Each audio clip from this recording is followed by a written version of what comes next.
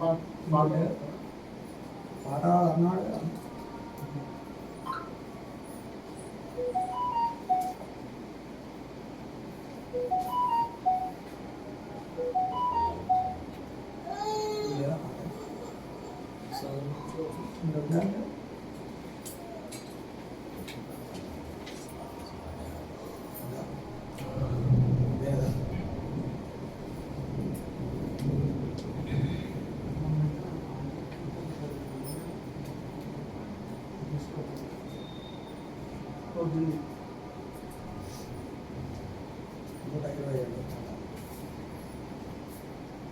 అలనాడు యేసు మోషేను నడిపే, ఈనాడు మనకు వాక్యమై పిలచే.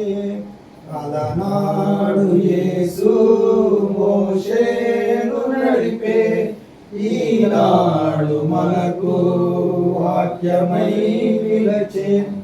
ఇకనైనా చూడు పాపాని వీడు, ఇకనైనా చూడు పాపాని వీడు.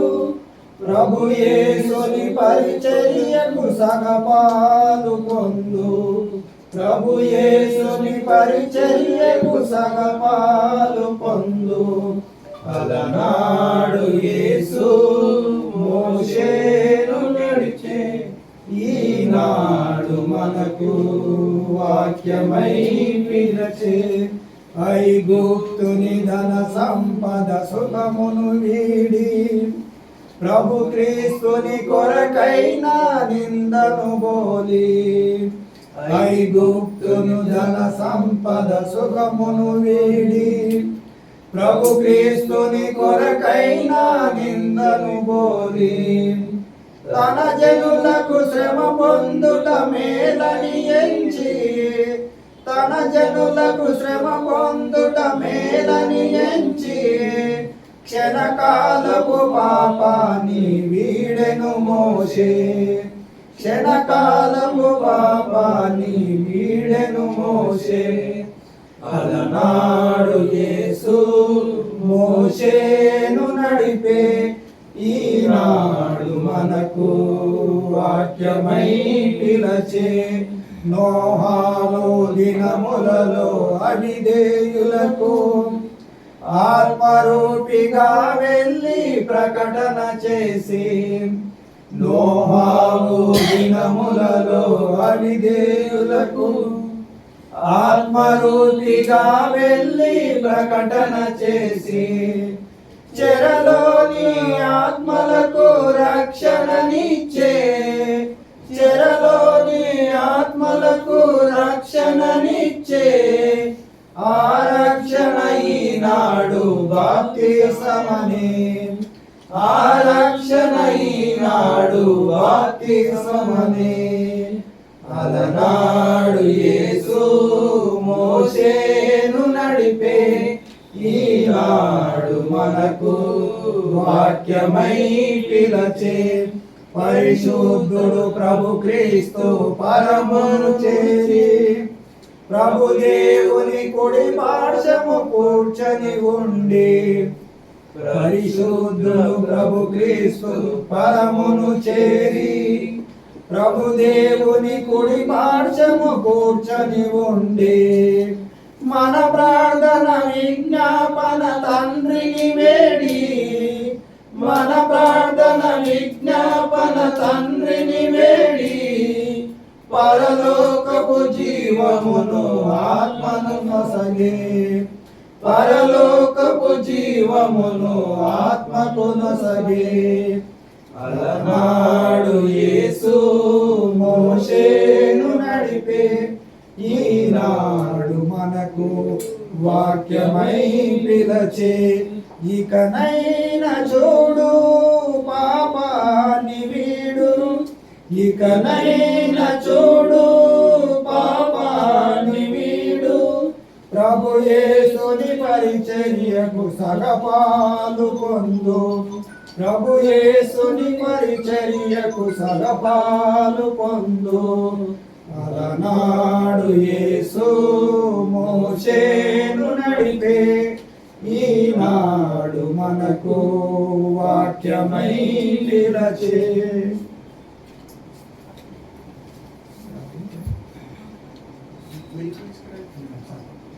మహాపరిశుద్ధుడా మా కన్న తండ్రి, మరి ఒకసారి నాయన మీ పాద సన్నిధిలో మీ కుమారులు మా సహోదరులైన రాము గారి తండ్రి ఈ విధంగా మమ్మల్ని సమకూర్చి ఈ సంకల్పంలో మమ్మల్ని తండ్రి ఒక రాజ్యంలో చేర్చేటప్పుడు నాయన బాప్తిస్మయ కార్యక్రమంలో తండ్రి మేము ఎలా పాల్పొందాలో దానికి ముందు తండ్రి మేము ఏమి వాక్యం వినాలో ఎలా నిర్ణయించుకోవాలో ఎలా ఒప్పుకోవాలో ఆ విషయాలు తండ్రి మేము నేర్చుకుంటూ ఏర్పాటు చేసిన కార్యక్రమాన్ని కూడిన బట్టి స్తోత్రం తండ్రి. దీనికోసం తండ్రి నాయకత్వం వహించిన కుటుంబాన్ని బట్టి స్తోత్రం తండ్రి. కుటుంబానికి రావాల్సిన పరిస్థితిని ఆశీర్వాదాలు అనుగ్రహించడం వాతావరణం అనుకూలంగా లేకపోయినప్పుడు కూడా తండ్రి మమ్మల్ని క్షేమంగా మీ బిడ్డల మధ్య చేర్చారు. బిడ్డలు కూడా తండ్రి ఆసక్తితోనైనా మీ సన్నిధిలో తండ్రి సమకూర్చడానికి స్తోత్రం తండ్రి. ఈ సమయంలో తండ్రి అల్పుడు నేను మీ పిల్లలతో ఈ మాటలు పంచుకోబోతుండగా పరిశుద్ధాత్మ సహాయంతో నన్ను మమ్మల్ని అందరినీ నడిపించమని ఈ కార్యక్రమం తండ్రి మీకు మహిమకరంగా మా ఆత్మ రక్షణకరంగా మీరే దీవించి ఫలింప చేయమని మీ యొక్క ప్రియ కుమారుడు మా ప్రభు యేసుక్రీస్తు వారి ఘనమైన నామంలోని ప్రార్థించి అడిగి వేడుకుంటున్నాము తండ్రి. అందరూ వందనాలండి. దేవుని యొక్క మహాకృపను బట్టి ఈ విధంగా మరి ఒకసారి మీతో కలుసుకొని దేవుని మాటలు పంచుకోవడానికి దేవుడు నాకు ఇచ్చిన భాగ్యాన్ని బట్టి ముందుగా తండ్రి దేవునికి ప్రభు యేసుక్రీస్తు వారి పేట నాకు స్తుతులు స్తోత్రాలు తెలియజేస్తున్నాను. పోయిన శనివారం మనం చక్కగా చాలా విషయాలు నేర్చుకున్నాం, విన్నాము. పోయిన శనివారం పాప లేనిది అనుకుంటాను. మరి పాపకి ఏమైనా చెప్పారా మీరు? విన్నాయి చెప్పారా?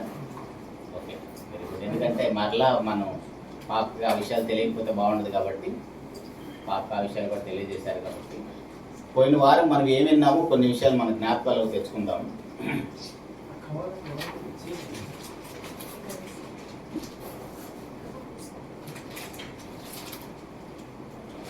పోయిన వారం మనం ఏం విన్నామో ఒకసారి మన జ్ఞాపకాల్లో తెచ్చుకుంటే అసలు బాప్తిసం తీసుకున్న పరిస్థితి ఎందుకు వచ్చిందని విన్నాము. బాప్తిసం తీసుకున్న పరిస్థితి ఎందుకు వచ్చింది, పాపం అంటే ఏంటి,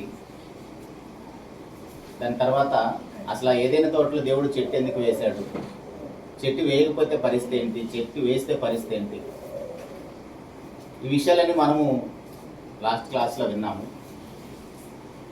బాప్తిసాలు కూడా పితల నాటి కాలంలోనే బాప్తిసం ఉన్నది, ప్రవక్తల కాలంలో బాప్తిసం ఉన్నది, క్రీస్తు యుగంలో కూడా బాప్తిసం ఉన్నది.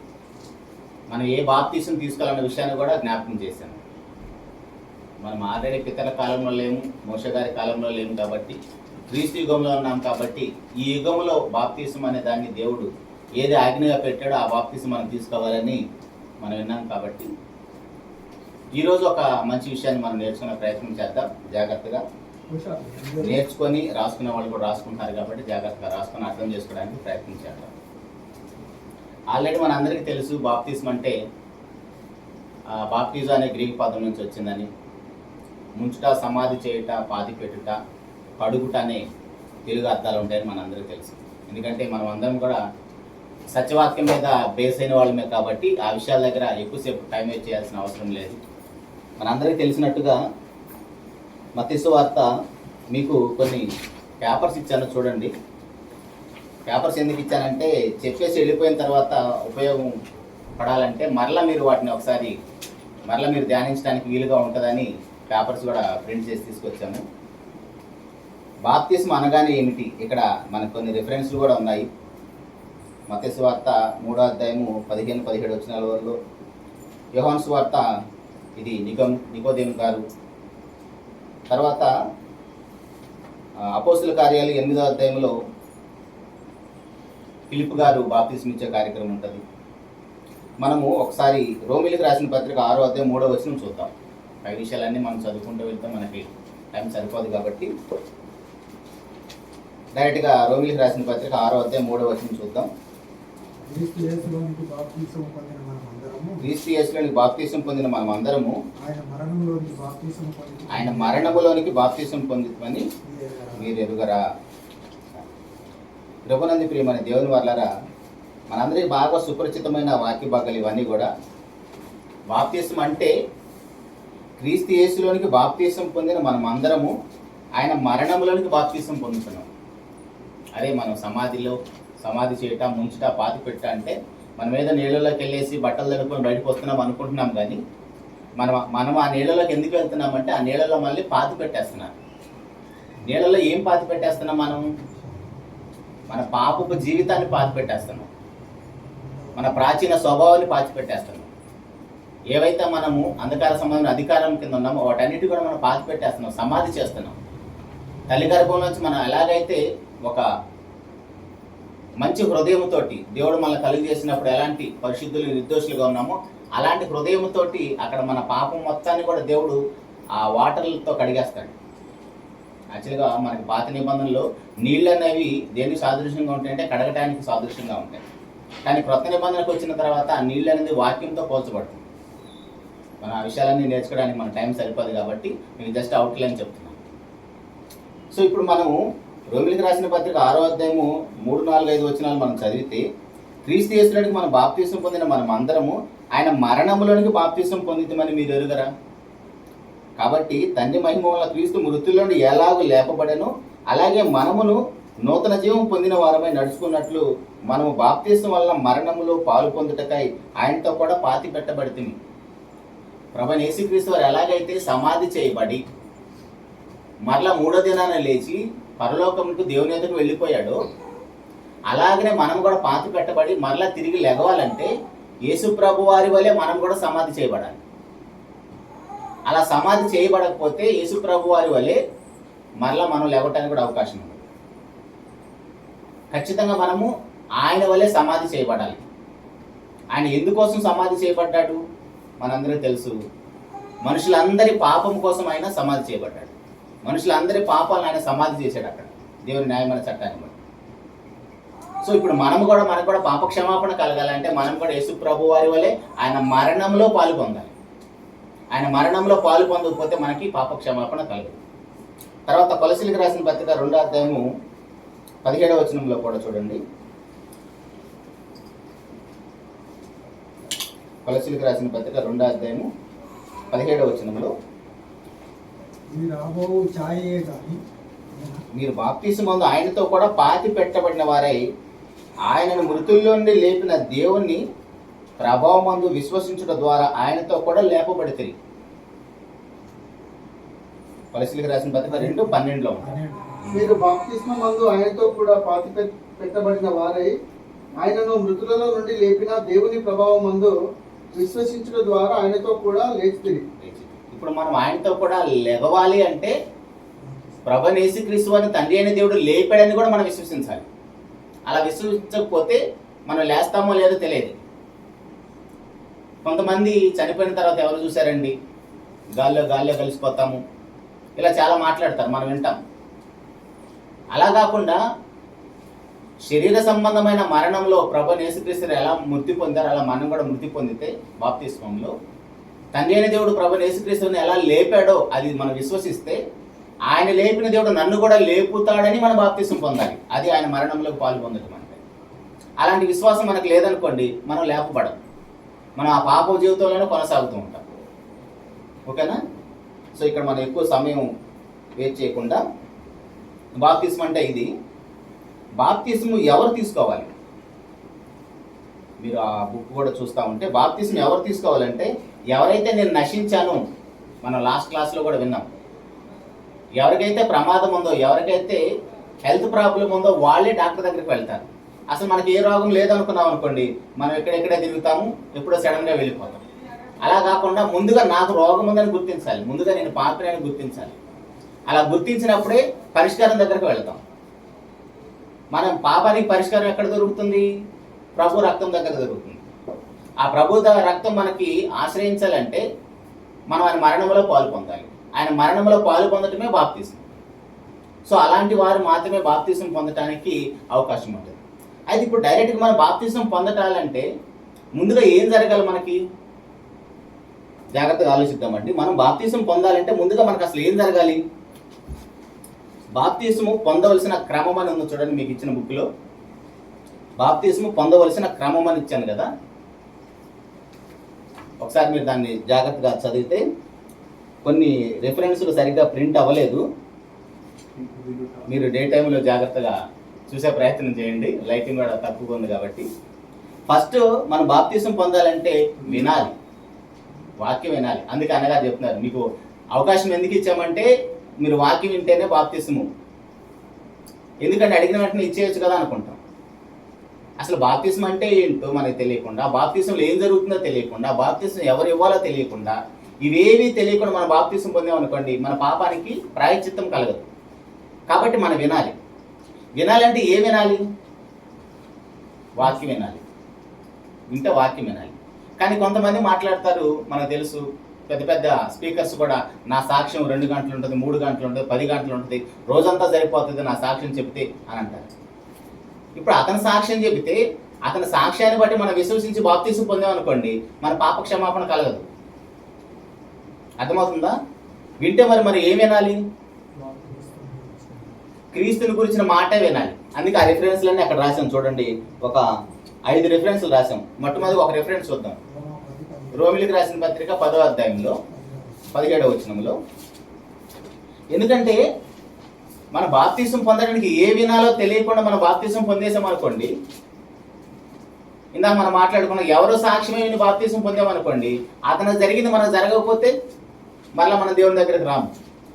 చాలా మంది కూడా క్రైస్తవ కుటుంబాల్లో పుట్టిన వాళ్ళు కూడా ఆ దేవుడు ఈ దేవుడు అని ఏదో వాళ్ళ కోరికలు పెట్టుకొని ఆ కోరికల కోసం ఈ దేవుడు కాకపోతే ఆ దేవుడు అలా తిరుగుతూనే ఉన్నారు ఇంకా కూడా. అంటే అందరి దేవుళ్ళే ఈయన కూడా ఒకటి అనుకుంటున్నారు. అలా ఆప్షనల్గా మన దేవుడిని పెట్టుకుంటే మనకి పాప క్షమాపణ కలగదు. అందుకని వింటే దేని గురించి వినాలంటే ప్రభువైన యేసుక్రీస్తు వారి గురించే వినాలి. మరి ప్రభువైన యేసుక్రీస్తు వారి గురించి ఏం వినాలి? మొట్టమొదటిగా అసలు ఆయన ఎవరు, ఆయన ఎక్కడుంటాడు, ఎక్కడి నుంచి వచ్చాడు, ఎందుకోసం వచ్చాడు, ఈ విషయాలన్నీ వినాలి. ఆ విషయాలన్నీ వింటేనే ఆయన మీద మనకు విశ్వాసం వస్తుంది. వినుట వల్ల ఏం జరుగుతుంది? పక్కన చూడండి, వినుట వలన విశ్వాసం కలుగుతుంది.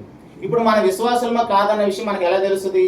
యేసు ప్రభు గురించి మనకు క్షుణ్ణంగా, అఫ్కోర్స్ మొత్తం తెలియకపోయినా కొద్దిగా గొప్ప యేసు ప్రభు గురించి తెలిస్తే అప్పుడు ఆయన మీద మన విశ్వాసం ఉంచుతాం. ఇప్పుడు విశ్వాసం ఉంచాలంటే వినాలి కదా. వినుట వల్ల విశ్వాసం కలుగుతుంది. విశ్వాసం వచ్చిన వెంటనే మనలో కలిగేది ఏంటంటే మారు మనసు. ఓహో, యేసు ప్రభు వారి ఇదనమాట, నేను ఇలా ఉండకూడదు కావాలి అనే మారు మనసు, ఆ పశ్చాత్తాపం అనేది ఎప్పుడు వస్తుంది? ఈయన దేవుడు పరలోకంలో ఉన్నవాడు, అలాంటి ఆయన ఎందుకు నా వలే రక్త మాంసంలో వచ్చాడు, ఎందుకు నా స్థానంలో నిలబడి నా ప్లేసులో చనిపోయాడు, ఎందుకు అలా అవమానించబడ్డాడు, ఎందుకు అలా కొరడాలతో కొడుతున్న ఊరుకుంటున్నాడు, ముఖాన్ని ఉమ్మేసినా ఎందుకు ఆయన ఓర్చుకుంటున్నాడు, తుడిచేసుకుంటున్నాడు అంటే నీ పాపానికి అయ్యే వెల చెల్లించాలి. ఒక రక్త మాంసంలో ఉండి కూడా ఆయన దేవుడై ఉండి కూడా రక్త మాంసంలో ఉన్నప్పుడు దేవుడి సంకల్పంలో నరుడు ఎలా ఉండాలని దేవుడు కోరుకున్నాడో అలా 100% చూపిస్తేనే నువ్వు ఆయన ఎందుకు విశ్వాసం ఉంచుతావు. ఇప్పుడు యేసుక్రీస్తు ప్రభు నందు మనం ఎందుకు విశ్వాసం ఉంచుతున్నామంటే, అసలు తిడుతున్నా కొడుతున్నా మొక్కను ఉమ్మేస్తున్నా సరే ఏంటి ఆ సహనం, ఏంటి ఆ ప్రేమ? ఇప్పుడు మనం బాగా ప్రేమించిన స్నేహితుడు కూడా, నిజమైన స్నేహితుడు కూడా, అసలు ఎంతమంది స్నేహితులను అసలు వీడే నాకు బెస్ట్ ఫ్రెండ్ అంటాం, వాడు సడన్గా ఏదైనా ఒక మాట అనేసాడు అనుకోండి, ఇంకా వాడితో పలకం. కానీ ఈ స్నేహితుడు అలాంటి వాడు కాదు, ఈ దేవుడు అలాంటి వాడు కాదు. నువ్వు ఎన్నన్నా సరే నీలో ఉన్న ఆ పాపాన్ని తీసివేయటం కోసము ఆయన ఎంతకైనా దిగుతాడు. అదే ఫిలిప్పీలకు రాసిన పత్రిక 2వ అధ్యాయం 5వ వచనం నుంచి మనం చూస్తే, ఆయన పరలోక వైభవాన్ని వదులుకొని కూడా భూలోకంలోకి వచ్చేసి రక్తమాంసంలో ఉండి దాసుని స్వరూపుని ఎందుకు ధరించుకున్నాడంటే, ఇదిగో నా కోసము. ఆ విషయాలన్నీ విన్నప్పుడు యేసు ప్రభు మీద మనకు విశ్వాసం వస్తుంది. ఊరికి యేసు ప్రభు మీద మనకు విశ్వాసం రాదు. చదువు ఆ మాట. క్రీస్తు యేసునకు కలిగిన ఈ మనసు మీరును కలిగి ఉండి ఆయన దేవుని స్వరూపము కలిగిన వాడై ఉండి దేవునితో సమానముగా ఉండుట విడిచిపెట్టకూడని భాగ్యం ఎంచుకోలేదు. కానీ నేను చదువుతాను, మనిషి పోలికలో నేను చదువుతాను. క్రీస్తు యేసును కలిగిన ఈ మనసును మీరును కలిగి ఉండి. యేసు ప్రభువుకి ఏ మనసు ఉందో ఆ మనసు కూడా మనం కలిగి ఉండాలి. అప్పుడే మనకు మారు మనసు అనేది వస్తుంది. ఊరికే మారు మనసు అనేది రాదు. యేసు ప్రభు మీద ఊరికే విశ్వాసం కలగదు. యేసు ప్రభుని నమ్ముకోండి అంటే ఎందుకు నమ్ముకోవాలని అంటాడు. అంతే కదా ఎవరైనా అనేది. యేసు ప్రభుని నమ్ముకోండి, మా దేవుడిని నమ్ముకోండి అని చెప్తున్నాం అనుకోండి, ఎందుకు మీ దేవుడు అంత స్పెషల్, ఎందుకు మా దేవుడు అంత స్పెషల్ అంటే అప్పుడు ఆయన గురించి మనం చెప్పేవారే ఉండాలి. అందరూ చెప్తే వింటారా? యేసు ప్రభు గురించి అందరూ చెప్తే వింటారా? మరి ఎలా తెలుస్తుంది మన గురించి, యేసు ప్రభు గురించి అంటే మన మాటలు, మన క్రియలు, మన స్వభావం. మనం ఎక్కడున్నా సరే ఓహో వీళ్ళు ఫలానా వాళ్ళు ఎలా గుర్తిస్తారు? ఎలా గుర్తిస్తారంటే మన యొక్క క్యారెక్టర్ని బట్టి, మన మాట తీరుని బట్టి, మన స్వభావాన్ని బట్టి. ఓహో వీళ్ళు ఫలానా వాళ్ళు. సో వాక్యం చెప్పకుండానే వాళ్ళు క్రీస్తు దగ్గరకు రావడానికి అవకాశం ఉంటుంది. అందుకని ముందుగా మనకు తెలియాలి యేసుప్రభు అంటే ఎవరో. అందుకే వినుట, క్రీస్తుని గురించిన మాట, క్రీస్తుని గురించి విన్నప్పుడు మనకి ఎందుకు విశ్వాసం కలుగుతుందంటే ఆయన టాప్ టు బాటమ్ మనకు తెలిసి ఉండాలి. ఆయన పరలోకంలో దేవుడు, అసలు భూలోకంలో నరులున్న లోకంలోకి పాపులున్న లోకంలో అడుగు పెట్టడానికి కూడా రానివాడు, పాపులతో సహవాసం చేయనివాడు ఎందుకు ఇంతగా దిగేసి వచ్చాడు? నీ కోసం, నిన్ను ప్రేమించాడు కాబట్టి నిన్ను కూడా తన ఎదుగు తీసుకొని పోవటానికి అందుకు అంతగా దిగాడు. అది మనకు తెలిసిందనుకోండి, ఆటోమేటిక్గా ఆయన మీద మనకి విశ్వాసం వస్తుంది. అదే చెప్తున్నాడు అక్కడ. ఆయన దేవుని స్వరూపం కలిగిన వాడే ఉండి దేవునితో సమానంగా ఉండుట విడిచిపెట్టకూడని భాగ్యమని ఎంచుకోలేదు కానీ మనుషుల పోలికగా పుట్టి దాసుని స్వరూపం ధరించుకొని తను తానే రిక్తునిగా చేసుకొని మరియు ఆయన ఆకారమందు మనుషుడిగా కనబడి మరణము పొందినంతగా, అనగా శిలువ మరణం పొందినంతగా విధేయత చూపిన వాడే తను తాను తగ్గించుకోవటం అంటే యేసు ప్రభు కంటే తగ్గించుకోవడానికి ఎవడో లేడు. ఈ 3 లోకాల్లో కూడా మనం ఆలోచిస్తే యేసు ప్రభు అంత తగ్గించు గుణం ఎవరికీ లేదు. అసలు అలాంటి మనసు మనం ఆయుధంగా ధరించుకోమంటున్నాడు. 5వ వచనంలో మనం అదే చూసాం కదా, క్రీస్తు యేసును కలిగిన మనసును మీరు ధరించుకోండి. ఆ మనసును మీరు కలిగి ఉండండి. ఏంటి ఆ మనసు? ఆయన దేవుడై ఉండి దాసుని స్వరూపం ధరించుకొని తను తాను రిక్తునిగా చేసుకొని అంతగా తగ్గించుకున్నాడు. ఆ తగ్గించుకునే మనసు మనకు రాకపోతే బాప్తిస్మలో మనకి పాపక్షమాపణ కలగదు. అది వినుట వల్ల, మనం రోమిలికి రాసిన పత్రిక 10:17లో ఉన్నాం. వినుట, క్రీస్తుని గురించిన మాట వల్ల విశ్వాసం కలుగుతుంది. ఏ వింటాం యేసు ప్రభు గురించి? ఇదిగో ఇది వినాలి. ఆయనకున్న మనసు ఏంటో మనకు తెలిసినప్పుడు ఖచ్చితంగా మనం కూడా మారు మనసు పొందడానికి అవకాశం ఉంటుంది. అప్పుడే మనకు ఆయన మీద విశ్వాసం, ఆయన మీద నమ్మకం ఎప్పుడు కలుగుతుంది? అసలు ఇంత గొప్పవాడు, ఇంత పరిశుద్ధుడు, ఇంత మహిమలోకంలో ఉన్నవాడు నా కోసం రావటం ఏంటి? నా కోసం దెబ్బలు తింటం ఏంటి? నా కోసం అవమానించబడటం ఏంటి? ఈ విషయాలన్నీ మన హృదయంలో తలపోసుకున్నప్పుడే ఆయన మీద మనకు విశ్వాసం వస్తుంది. ఊరికి యేసుప్రభు నమ్మకం అంటే రాదు. ఇప్పుడు మనం కూడా చిన్నప్పటి నుంచి యేసుప్రభు గురించి వింటూనే ఉన్నాం, ప్రకటిస్తూనే ఉన్నాం, ఎన్నో వీడియోలు చూస్తుంటాం, ఎన్నో ప్రసంగాలు విన్నాం. మరి యేసుప్రభు మీద మనకు విశ్వాసం వచ్చిందా? రాలేదంటే అర్థం ఏంటి? ఆయన గురించి సరిగ్గా వినలేదు. అదే వినాలి. యేసుప్రభు గురించి వింటే విశ్వాసం వస్తుంది. విశ్వాసం వచ్చినప్పుడే మారు మనసు అనేది వస్తుంది. ఓహో నా మనసు మార్చుకోవాలి. మారు మనసు అనేది ఒక్కదాని విషయంలో కాదు. మారు మనసు అనేది ఒక సందర్భానికి సంబంధించింది కాదు. బాగా గొడవపడే అలవాటు ఉంటుంది, మానుకుంటాం. తిడతాం, మానుకుంటాం. బూతులాడతాం, మానుకుంటాం. దొంగతనాలు చేస్తాం, మానుకుంటాం. అవతల వాళ్ళ మీద నేరాలు మోపుతాం, మానుకుంటాం. ఇలా ఆలోచించండి. వీటన్నిటిలో మారు మనసు కలగాలి. మారు మనసు అనేది ఒక్కదానికి సంబంధించింది కాదు. ఇవన్నీ ఎలా వస్తుంది? యేసు ప్రభు మీద ఉన్న విశ్వాసాన్ని బట్టి. యేసు ప్రభు మీద మనకు విశ్వాసం ఎలా వచ్చింది? ఆయన గురించి విన్నాం కాబట్టి. వినాలి, వింటే విశ్వాసం వస్తుంది. విశ్వాసం వస్తే మారు మనసు వస్తుంది. మారు మనసు వస్తే అప్పుడు ఒప్పుకుంటాం. ఏమని ఒప్పుకుంటాము? ఈయన నిజంగా దేవుని కుమారుడు, ఈయన దేవుడు. దేవుని కుమారుడుగా భూలోకంలోకి వచ్చాడు. దేవుని కుమారుడు అంటే మీకు 2 మాటలు చెప్తాను. దేవుని కుమారుడు అంటే ఇప్పుడు మనం అందరం కూడా పుట్టాం కదా. మనం ఎలా పుట్టాము? అమ్మ నాన్న కలయిక వల్ల మనం పుట్టాం. ఆదాం గారు ఎలా పుట్టాడు? దేవుడు తన స్వహస్తాలతో నేల మట్టి నుంచి ఆదాం గారిని పుట్టించాడు. అవ్వం గారిని ఎలా కలుగజేశాడు? ఎముకతో కలుగజేశాడు. వాళ్ళిద్దరు కాకుండా భూమి మీదకి వచ్చిన మనుషులందరూ పుట్టుక ఎలాంటిది? స్త్రీ పురుషుల కలయిక ద్వారా పుట్టాం. అది దేవుడు ఆశీర్వదించి ఇచ్చాడు. అది తప్పు కాదు. మీకు తెలుసా, కొన్ని సంఘాలలో స్త్రీ పురుషుల కలయిక అనేది కూడా పాపమని బోధిస్తున్నవారు సేవకులు. ఇలాంటి బైబిల్ పట్టుకొని, ఇదే బైబిల్ పట్టుకొని. కానీ దేవుడు దాన్ని పరిశుద్ధమైనదిగా ఎంచాడు. ఎందుకంటే ఆ కలయిక ద్వారానే ఆయనకు అనేక మంది పిల్లలు కావాలి. ఆయన సంకల్పం నెరవేర్చబడాలంటే వాళ్ళు కలవాలి. అది పాపం కాదు. కొన్ని సంఘాలు అది కూడా బోధిస్తారు. సో ఇప్పుడు మనుషులందరూ కూడా ఎలా భూమి మీదకి వస్తున్నారు? స్త్రీ పురుషుల కలయిక ద్వారా. అవాదాములేమో ఒక వేరుగా పుట్టారు, మనమందరం ఒక రకంగా పుట్టాం. మరి యేసుప్రభు ఎలా పుట్టారు? కన్యకకు పుట్టాడు. పురుషునితో సంబంధం లేకుండా పుట్టాడు. ఆయన పరిశుద్ధాత్మని సహాయంతో దేవుని యొక్క కృప వల్ల ఆయన పుట్టాడు. కాబట్టి ఆయన దేవుని కుమారుడు. అది ఒక పెద్ద పాఠము. ఇప్పుడు మనం అన్ని నేర్చుకోవడానికి కుదరదు కాబట్టి దేవుని కుమారుడు అంటే ఏంటో చెప్తున్నాను. సో దేవుని కుమారుడు ఆయన మనం ఒప్పుకుంటాం. ఆ ఒప్పుకున్నప్పుడు అప్పుడు మనం బాప్తిసం పొందుతాం. అర్థమవుతుందా? బాప్తిసం దగ్గరికి వెళ్ళాలంటే ముందు మనకి ఇంకా 4 విషయాలు జరగాలి. ఆయన ఒప్పు కావాలంటే ఏం జరగాలి? మారు మనసు కలగాలి. మారు మనసు రావాలంటే యేసుప్రభు మీద విశ్వాసం ఉంచాలి.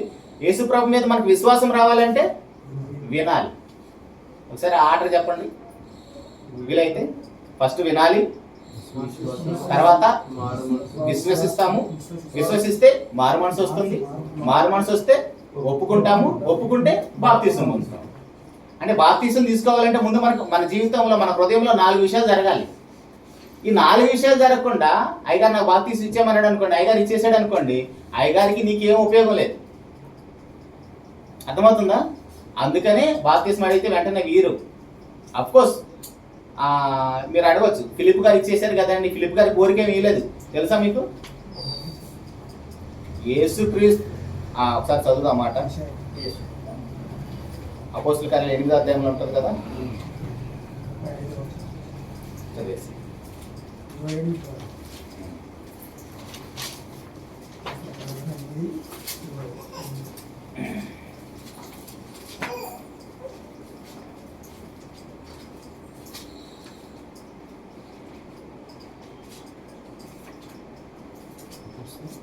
అపోస్తుల కార్యాలు 8వ అధ్యాయం 25 నిమిషాలు.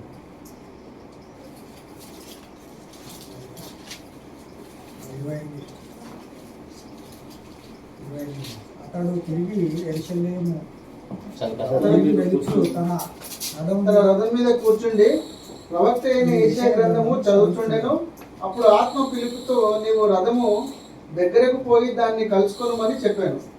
ఫిలిప్పు దగ్గరకు పరిగెత్తుకొని పోయి అతడు ప్రవక్త అయిన యెషయా గ్రంథము చదువుతుండగా విని, నీవు చదువునది గ్రహించున్నావా అని అడగగా, అతడు ఎవడైనా నాకు త్రోవ చూపకుంటే ఎలా గ్రహింపగలనని చెప్పి రథమెక్కి తనతో కూర్చుండుమని ఫిలిప్పును వేడుకొనెను. అతడు లేఖనమందు చదువుచున్న భాగమేదనగా, ఆయన గొర్రెవల వదకు తేబడెను, బొచ్చు కత్తిరించు వాని ఎదుట గొర్రెపిల్ల ఎలాగూ మౌనంగా ఉండునో అలాగే ఆయన నోరు తెరవకుండెను. చాలా ఇక్కడ ఆలోచించండి, వీలైతే మరలా చదువుకోండి మీరు. అపోస్తుల కార్యాలు 8వ అధ్యాయం మొత్తం మీరు 12వ వచనం ఒకసారి చూడండి. 12వ వచనం. అయితే ఫిలిప్పు దేవుని రాజ్యమును గూర్చి యేసుక్రీస్తు నామమును గూర్చి సువార్త ప్రకటించుచుండగా వారతని నమ్మి పురుషులను స్త్రీలను బాప్తీసం పొందిరి. అంటే ఊరికే బాప్తీసం ఇవ్వలేదు, అంతకుముందు కూడా ఏమేమి ప్రకటించారంట? దేవుని రాజ్యమును గూర్చి, యేసుక్రీస్తు నామమును గూర్చి. దేవుని రాజ్యం అంటే ఏంటి తెలియదు మనకి. మనం బాప్తీసం పొందిన తర్వాత దేవుని రాజ్యంలోకి అడుగు పెట్టడానికే బాప్తీసం పొందుతున్నాం. యేసుక్రీస్తు నామం అంటే ఏంటి? ఆ విషయాలన్నీ కూడా మనం వినాలి. ఇందాక మనం మాట్లాడిన వినటం వల్ల విశ్వాసం. ఎవరి గురించి వినాలి? క్రీస్తుని గురించి వినాలి. అంటే యేసుక్రీస్తు గురించి మనం వినాలి? ఈ విషయాలన్నీ మనకి సంఘములో మన బాప్తీసం పొందిన తర్వాత బోధిస్తారు సేవకులు. బాప్తీసం పొందిన తర్వాత మనము క్రీస్తు స్వరూపంలోకి మార్చబడుటకు, దినదినము రూపాంతరం పొందుటకు సంఘములో దేవుని యొక్క వాక్యము సేవకుల ద్వారా దేవుడు మనకు బోధిస్తూ ఉంటాడు. అక్కడ కూడా వెళ్దాం. కాబట్టి ప్రియ దేవుని సంఘమా, ఊరికే మనం బాప్తీసం నాకు ఇవ్వండి అని మనం అడగొద్దు, మనం తీసుకోవడానికి కూడా అవకాశం లేదు. అఫ్కోర్స్ మనకి ఇక్కడ ఒక డౌట్ రావచ్చు, దొంగకు బాప్తీసము లేకుండానే పరదేశం వెళ్ళిపోయాడు కదని.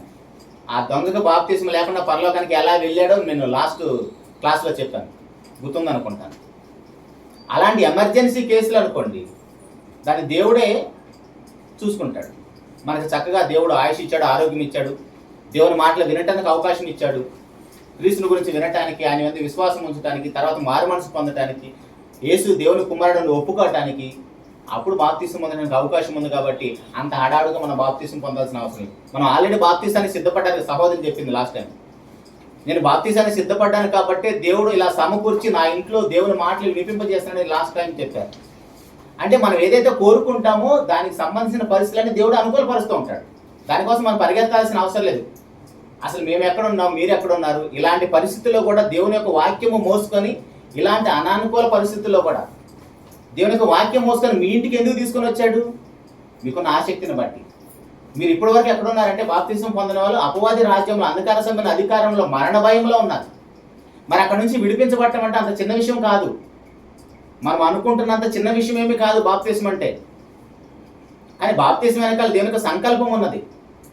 అందుకే దేవుని సేవకులు మీరు బాప్తీసం పొందండి. బాప్తీసం పొందితే మళ్ళీ పరిశుద్ధాత్ముడు వస్తాడు. మనం ఎలా పరిశుద్ధంగా బ్రతకాలో ఆయన మన చేయి పట్టుకొని నడిపిస్తాడు. మనం ఒంటరిగా పరిశుద్ధంగా బ్రతకలేము. ఎందుకు? ఇప్పుడు మనకు పిల్లలు ఉన్నారండి. మన పిల్లలు మనం వదిలేసి బయటికి వెళ్తే హ్యాపీగా బ్రతకగలరా? వాళ్ళ గురించి వాళ్ళకి తెలుసా? అసలు వాళ్ళకి ఏం అవసరమో వాళ్ళ ఆరోగ్యం గురించి కానీ వాళ్ళ భవిష్యత్తు గురించి వాళ్ళకి ఏం తెలుసా? వాళ్ళకి నచ్చకపోయినా సరే మనం చెప్పి వాళ్ళని ట్రైన్ చేస్తూ ఉంటాం. ఎందుకు? వాళ్ళ భవిష్యత్తు అంతా మన మీద దేవుడు బాధ్యత పెట్టాడు కాబట్టి. అలాగనే పరలోకపు తండ్రి మనకు తండ్రి, ఆయన దేవుడు మాత్రమే కదా మన తండ్రి. మనం అపవాది సంబంధులుగా మారిపోయాం. అపవాదిని మనం తండ్రిని చేసుకున్నాం. లాస్ట్ క్లాస్లో విన్నాం. అపవాది మనకు ఎలా తండ్రి అయిపోయాడు? మనం అబద్ధాలు ఆడటం వల్ల, పాపాలు చేయటం వల్ల, దురాశలో పడిపోవటం వల్ల. యోహాను సువార్త 8:44 మనం విన్నాం కదా. సో దాన్ని బట్టి మనం తండ్రిని మార్చేసుకున్నాం. ఇప్పుడు ఆ తండ్రి కాదు నాయన, నేను మీకు తండ్రినని ఆ అపవాది యొక్క కబంధ హస్తాల నుంచి, దాని యొక్క మరణ భయములో నుంచి, ఆ అంధకార సంబంధమైన అధికారంలో నుంచి దేవుడు మళ్ళీ విడిపిస్తున్నాడు బాప్తిసం ద్వారా. అర్థమవుతుందా? అయితే ఈ విషయాలన్నీ కూడా మరలా మీరు నేర్చుకునే ప్రయత్నం చేయండి. జస్ట్ నేను దాని గురించి చెప్తున్నాను. బాప్తిసం అంటే ఏంటో చెప్పాను. బాప్తిసం ఎవరు తీసుకోవాలి అది చెప్పాను. బాప్తిసం పొందవలసిన క్రమం కూడా చూసాం కదా. తర్వాత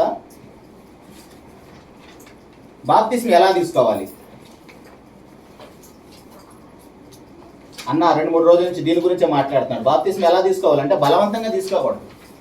భర్త చెప్పాడని, భార్య చెప్పాడని, అమ్మా నాన్న చెప్పాడని, లేదా కొడుకు చెప్పాడు, తండ్రి చెప్పాడని మన బాప్తిసం పొందకూడదు.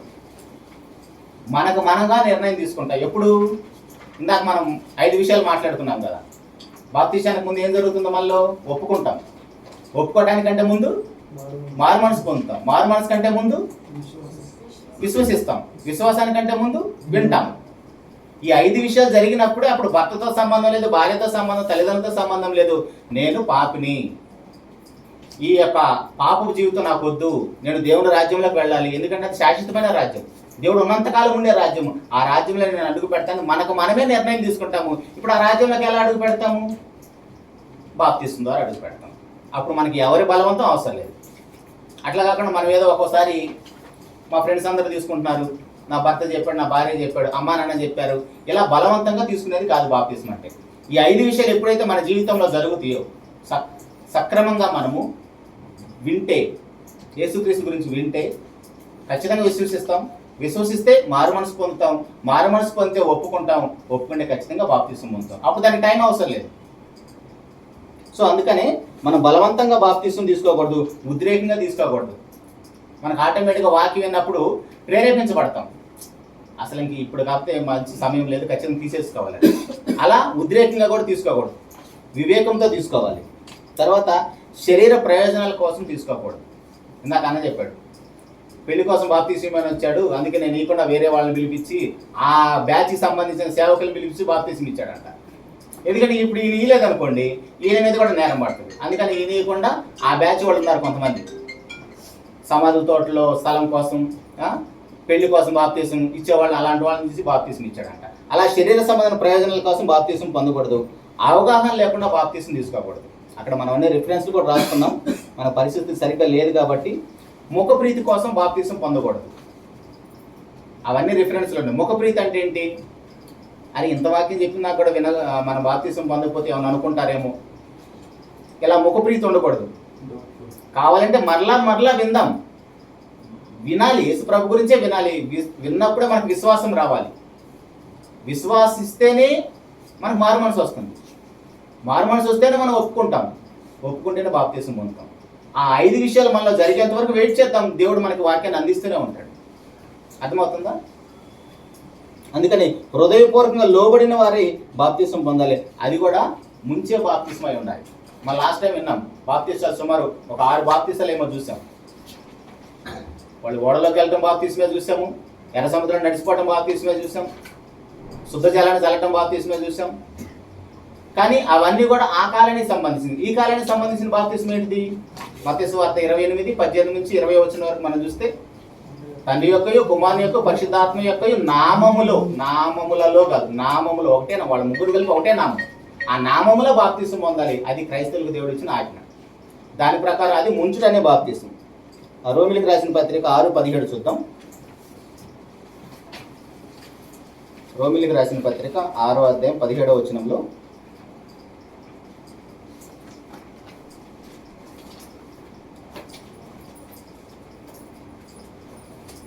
మీరు పాపమునకు దాసులై ఉంటారు కానీ ఏ ఉపదేశ క్రమమునకు మీరు అప్పగింపబడితే దానికి హృదయపూర్వకంగా లోబడిన వారే.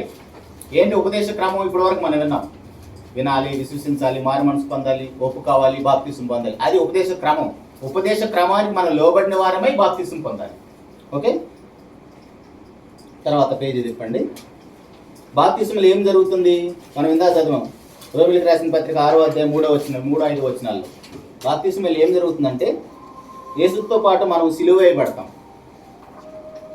ప్రభువైన యేసుక్రీస్తు వారితో పాటు మనం సిలువ వేయబడతాం, ఆయనతో మరణిస్తాము, ఆయనతో సమాధిలో పాలు పొందుతాం, ఆయనతో పాటు పునరుద్ధరణలో పాలు పొందుతాం. దేవునికి జన్మించడం అంటే రాజ్యంలో ప్రవేశించడం, క్రొత్త జన్మ. ఒకసారి చూద్దాం యోహాను సువార్త. ఆయన ఒక పరిసయ్యుడు, అంటే ఇశ్రాయేల్ జనాంగానికి వాక్యాన్ని బోధించే సేవకుడు, ఒక మాటలో చెప్పాలంటే. అలాంటి సేవకుడికి క్రొత్త జన్మ అంటే ఏంటో తెలియదు. అయితే ఆయనకి ప్రభువైన యేసుక్రీస్తు వారు చెప్తున్నాడు. ఏమని చెప్తున్నాడో చూడండి. అందుకు యేసు ఒకడు క్రొత్తగా జన్మిస్తేనే గాని దేవుని రాజ్యము చూడలేడని నిశ్చయంగా మీతో చెప్పుచున్నాను. అందుకు నికోదేము, ముసలివాడైన మనుషుడు ఎలాగో జన్మింపగలడు? రెండవ మారు తల్లి గర్భమందు ప్రవేశించి జన్మింపగలడని ఆయన అడుగుగా యేసు ప్రభువారు మాట్లాడుతున్నాను. యేసు ఇట్లనెను, ఒకడు నీటి మూలముగాను ఆత్మ మూలముగాను జన్మించితేనే గాని దేవుని రాజ్యంలో ప్రవేశింపలేడని మీతో నిశ్చయముగా చెప్పుచున్నాను. ఇక్కడ మనకు ఒక డౌట్ రావాలి. జాగ్రత్తగా మన వాక్యం ఏంటంటే, నీటి మూలంగా ఆత్మ మూలంగా అంటే ఏంటి? ఇక్కడ యేసుప్రభువారు అయితే నీటి మూలంగా ఆత్మ మూలంగా జన్మించాలని చెప్పాడు. మరి నీటి మూలంగా ఆత్మ మూలంగా అంటే ఏంటి? మీకు ఇందాక ఒక మాట చెప్పాను, నీరు అనేది మనల్ని శుభ్రపరుస్తుంది, మనల్ని కడుగుతుంది. పాత నిబంధనలు చాలా సందర్భాల్లో ఉంటుంది మనకి. కానీ క్రొత్త నిబంధనకు వచ్చేటప్పటికి వాక్యాన్ని నీటితో పోలుస్తాడు. అది నీటి మూలంగా మనల్ని శుభ్రపరుస్తుంది. తర్వాత బాప్తిసములో మనలోనికి పరిశుద్ధాత్ముడు వస్తాడు. మనలోనికి పరిశుద్ధాత్ముడు ఎప్పుడైతే మనం బాప్తిసం ఉంటే మనలో పరిశుద్ధాత్ముడు వస్తాడు. నీరు అనేది మనం శుభ్రపరుస్తుంది. ఆ నీరు అనేది మనకు క్రొత్త నిబంధనలో వాక్యము. ఈ విషయాల పాఠాలని మళ్ళీ తర్వాత విందాం, క్షుణ్ణంగా నేర్చుకుందాం. జస్ట్ మీకు అవుట్లైన్ చెప్తున్నాను, అర్థమవుతుందా? నీటి మూలంగా ఆత్మ మూలంగా జన్మించడం అంటే ఏంటి అనేది ఒక పాఠం విందాం మరలా. నీటి మూలంగా ఆత్మ మూలంగా అంటే ఏంటి? నీరు అనేది మనం శుభ్రపరుస్తుంది. కానీ క్రొత్త నిబంధన ప్రకారం నీటితో దేన్ని పోలుస్తుంటే వాక్యంతో పోలుస్తారు. ఆ వాక్యం మన హృదయంలోకి వెళ్ళింది అనుకోండి, ఆ వాక్యం మన హృదయంలో నివాసం చేసింది అనుకోండి, మనం పాపమే చేయాలి. మన హృదయాన్ని శుభ్రపరుస్తుంది. మామూలుగా శుభ్రపరిచే గుణం దేనికి ఉంటుంది? నీళ్ళకు ఉంటుంది. ఆ రిఫరెన్స్తో పాటు చెప్తాను. ఓకే, బాప్తిసం. తర్వాత 7వ విషయం ఏముంటుందండి అక్కడ? బాప్తిసం ఎవరు ఇవ్వాలి? ఇందాక అన్న చెప్పాడు, మీరు గమనించారో లేదు. బాప్తిసం ఎవరు పడితే వాళ్ళు ఇవ్వడానికి లేదు. ఆల్రెడీ తన బాప్తిసం పొంది వాక్యంలో కొద్ది గొప్ప రక్షణ విషయంలో అనుభవ జ్ఞానం పొంది క్రమంగా ఆయన బాప్తిసం పొందిన నాటి నుంచి ఒక్కసారి ఆ సహవాసంలో పాలు పొందలేదంట ప్రభు బలలో.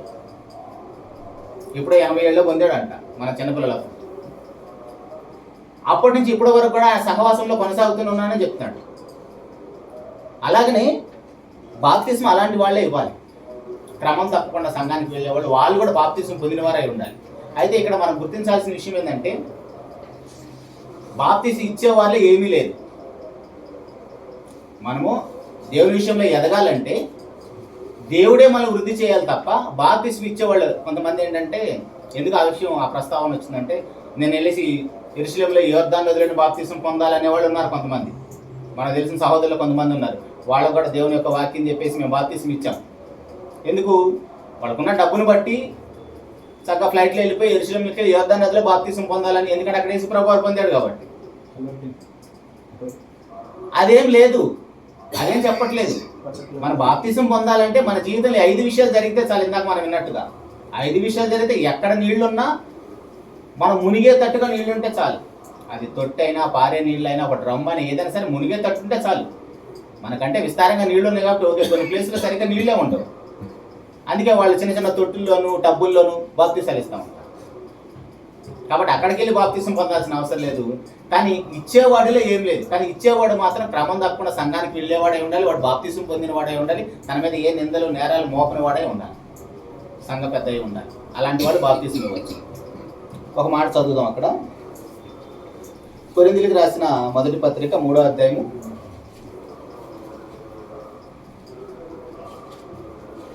కొరింథీయులకు రాసిన మొదటి పత్రిక 3వ అధ్యాయము మీకు ఇచ్చిన బుక్లో ఉంది. 5వ వచనం నుంచి చదువుదాం.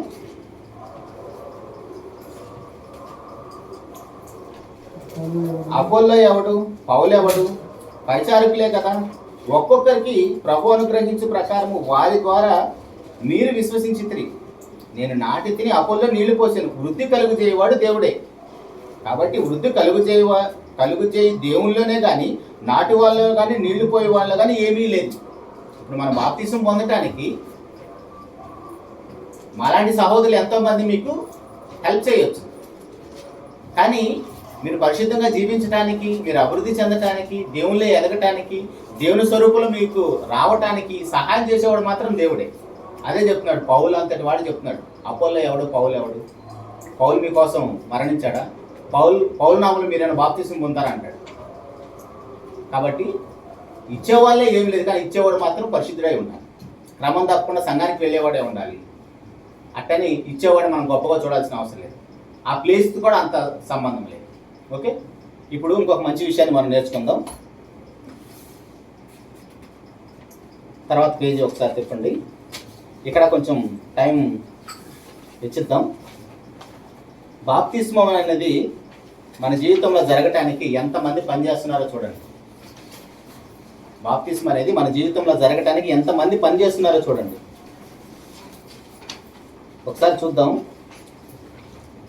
తండ్రి పనిచేస్తున్నాడు మనం బాప్తిసం పొందటానికి,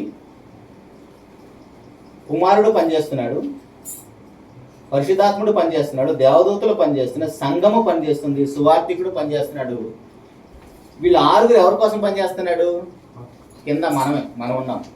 ఇప్పుడు మనమనే పాపి లేడు అనుకోండి, వీళ్ళు 6 ప్రయాసపడి వృధా లేదు, ప్రయోజనం లేదు. ఇప్పుడు మేము అంత దూరం నుంచి ప్రయాసపడి వచ్చాము, ఇక్కడికి వస్తే మీరు ఎవరు లేకుండా తాళం వేసి ఉందనుకోండి, ఏంటి ఉపయోగం? అలాగని ఇప్పుడు వీళ్ళు 3 ప్రయాసపడుతున్నారు దేనికోసం? కింద ఉన్న పాపి కోసం. అర్థమవుతుందా? అంటే బాప్తిస్మ అనేది ఎంత పగడ్బందీగా, ఎంత ప్లాన్ ప్రకారం జరుగుతుందో చూడండి. కానీ ఆ విషయాలు మనకు తెలియదు. ఒకసారి చూద్దాం. ఈ విషయాలు కొంచెం జాగ్రత్తగా ఆలోచించే ప్రయత్నం చేద్దాం. తండ్రి పాత్ర ఏంటి బాప్తిస్మలు అంటే? తండ్రి మనల్ని ఆకర్షిస్తాడు. తండ్రి పాత్ర ఏంటండి? తండ్రి మనల్ని ఆకర్షిస్తాడు. ఎలా ఆకర్షిస్తాడు? యేసుప్రభు చెప్తాడు కదా, యోహాను సువార్త 6వ అధ్యాయం 63 నుంచి 65 వరకు మనం చదివితే, దేవుడు ఆయన ఆకర్షించకపోతే వాడు నా దగ్గరకు రాడు అంటాడు. ఇప్పుడు దేవుని సంకల్పంలో భూమి మీదకి వచ్చిన నరులు ఎంతమంది ఉన్నారు? అందరూ బాప్తిసం పొందారా? కొన్ని బాప్తిసం పొందిన వారు అందరూ కూడా సక్రమంగా సంఘంలో కొనసాగుతూ క్రీస్తు స్వరూపం వచ్చేంత వరకు దేవుని మాటల ప్రకారం బ్రతుకుతున్నారంటే అది లేదు. బాప్తిసం పొంది మళ్ళీ లోకంలో కలిసిపోతున్న వాళ్ళు ఎక్కువ మంది ఉన్నారు. అంటే దేవుడు మనకు స్వేచ్ఛ స్వాతంత్రాలు ఇచ్చింది మనం పాడైపోవటానికి కాదు. వీడు నా కుమారుడు, ఈమె నా కుమార్తె అని దేవుడు గొప్పగా చెప్పుకుంటున్నాడు. మనం లాస్ట్ క్లాస్లో వింది అదే.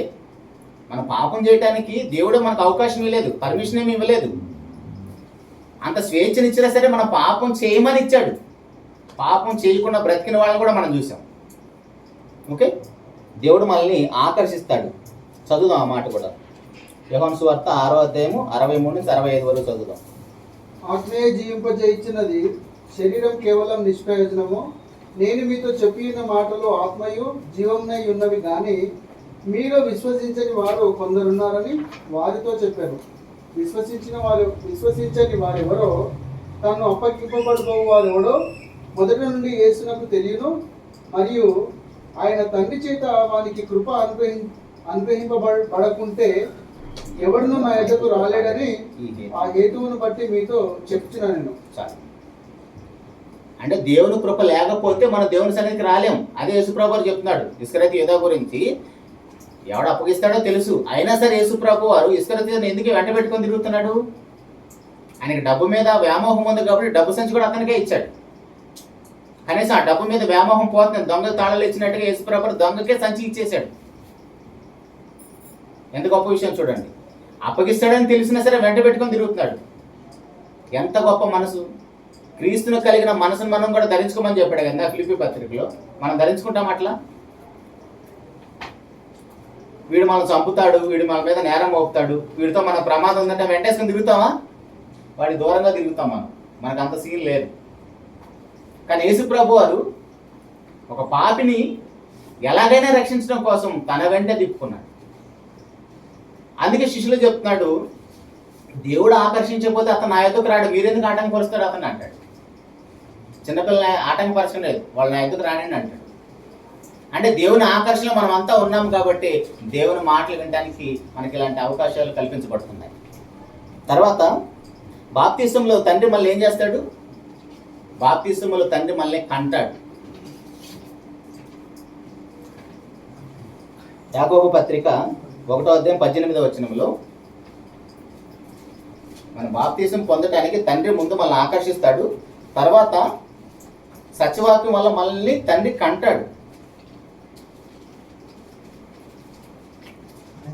ఆయన తాను సృష్టించిన వాటిలో మనము ప్రథమ ఫలముగా ఉండునట్లు సత్యవాక్యం వల్ల మనలను తన సంకల్పం ప్రకారము కనెను. మనం సంకల్పం అంటే లాస్ట్ టైం చెప్పాను, ఒక 5 విషయాలు జరుగుతున్న సంకల్పం అంటే ఆ సంకల్పం గురించి మళ్ళీ నేర్చుకునే ప్రయత్నం చేద్దాం. యాకోబు పత్రిక 1:18 సత్యవాక్యం వల్ల దేవుడు మనల్ని కంటాడు, ముందుగా ఆకర్షిస్తాడు, ఆకర్షించిన తర్వాత బాప్తిసంలో దేవుడు మనల్ని కంటాడు తండ్రి. తర్వాత సంపూర్ణంగా చేస్తాడు దేవుడే మనల్ని. ఎందుకంటే దేవుడు సంపూర్ణుడు, ఆయన పరిపూర్ణులు కాబట్టి మనం కూడా పరిపూర్ణంగా ఉండాలనే దేవుని యొక్క చిత్తం. ముందుగా మత్తయి సువార్త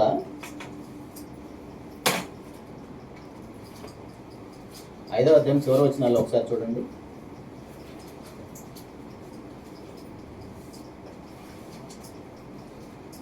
మత్తయి సువార్త 5:48 మీ పరలోకపు తండ్రి పరిపూర్ణుడు కనుక మీరును పరిపూర్ణులుగా ఉండేదరు. ఎప్పుడు? మన బాప్తిసం పొందినప్పుడే. మన బాప్తిసం పొందకుండా మనం పరిపూర్ణులు అవ్వలేము. అందుకని దేవుడు మనల్ని ఏం చేస్తాడంటే, తండ్రి ముందు మనల్ని ఆకర్షిస్తాడు, తర్వాత బాప్తిసం మనల్ని కంటాడు. కన్నా మనలను దేవుడు ఎలా పరిపూర్ణుడో సంపూర్ణుడో మనల్ని కూడా పరిపూర్ణులుగా చేస్తాడు. దశలోనికి రాసిన పత్రిక 1వ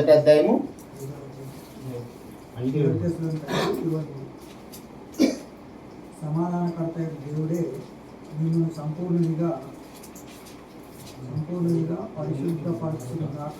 నీ ఆత్మయు జీవము శరీరము మన ప్రభువైన యేసుక్రీస్తు రాకడ వరకు గుండా రైతులుగా సంపూర్ణముగాను ఉండునట్లు కాపాడును గాక.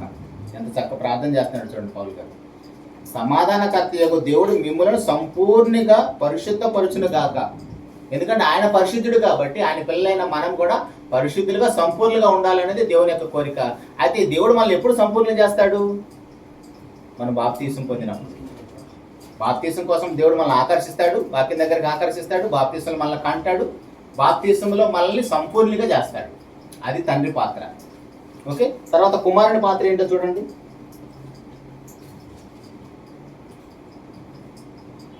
కుమారుని పాత్ర ఏంటంటే, హృదయంలో ఆయన వాక్య రూపంలో మన హృదయంలో ఉంటాడు. మనం ఇందాక విన్నట్టుగా మన హృదయం నిండా వాక్యం ఉందనుకోండి, అసలు మన పాపమే చేయం.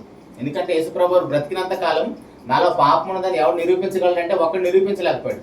ఆయన ఎక్కడ పాపంలో దొరుకుతాడో, ఎక్కడ తప్పులో దొరుకుతాడో శాస్త్రుల పరిశీలన ఆయన వెంటే తిరుగుతూ ఉంటారు, కానీ ఎక్కడా దొరకడు దేవుడు. మన ప్రభువైన యేసుక్రీస్తు. అలాగని ఇప్పుడు ఆ వాక్యమై ఉన్న దేవుడు శరీర రూపిగా రక్తమాంసాల్లో మన మధ్య నివసించి ఆయన మన హృదయంలోకి వస్తాడు వాక్య రూపంగా. యోహాను సువార్త 1వ మనందరికి బాగా సుపరిచితమైన వాక్య భాగం ఇది. ఆయన ఆది అందు దేవుని యొక్క ఉండేది, సమస్తము ఆయన మూలంగా కలిగను, కలిగినదేది ఆయన లేకుండా కలగలేదు. ఆయనలో జీవం ఉండేను, ఆ జీవము మనుషులకు వెలుగై ఉండేది. ఆ వెలుగు చీకట్లో ప్రకాశిస్తున్నది కానీ చీకటి దాన్ని గ్రహింపకూడదు. అర్థమవుతుందండి? యేసుప్రభు ఏం చేస్తాడు బాప్తిసంలో మనల్ని? ఆయన ఆల్రెడీ దేవుడు, ఆయనలో జీవం ఉన్నది, ఆయనలో వెలుగున్నది, అవన్నీ కూడా మనకి దేవుడి చేత అనుగ్రహించబడతాయి.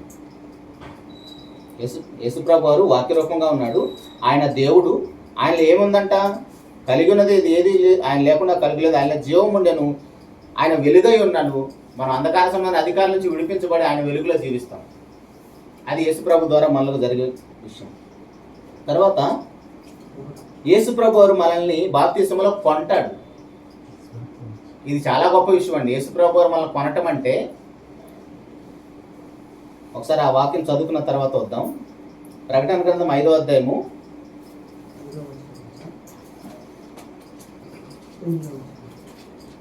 9 అన్న.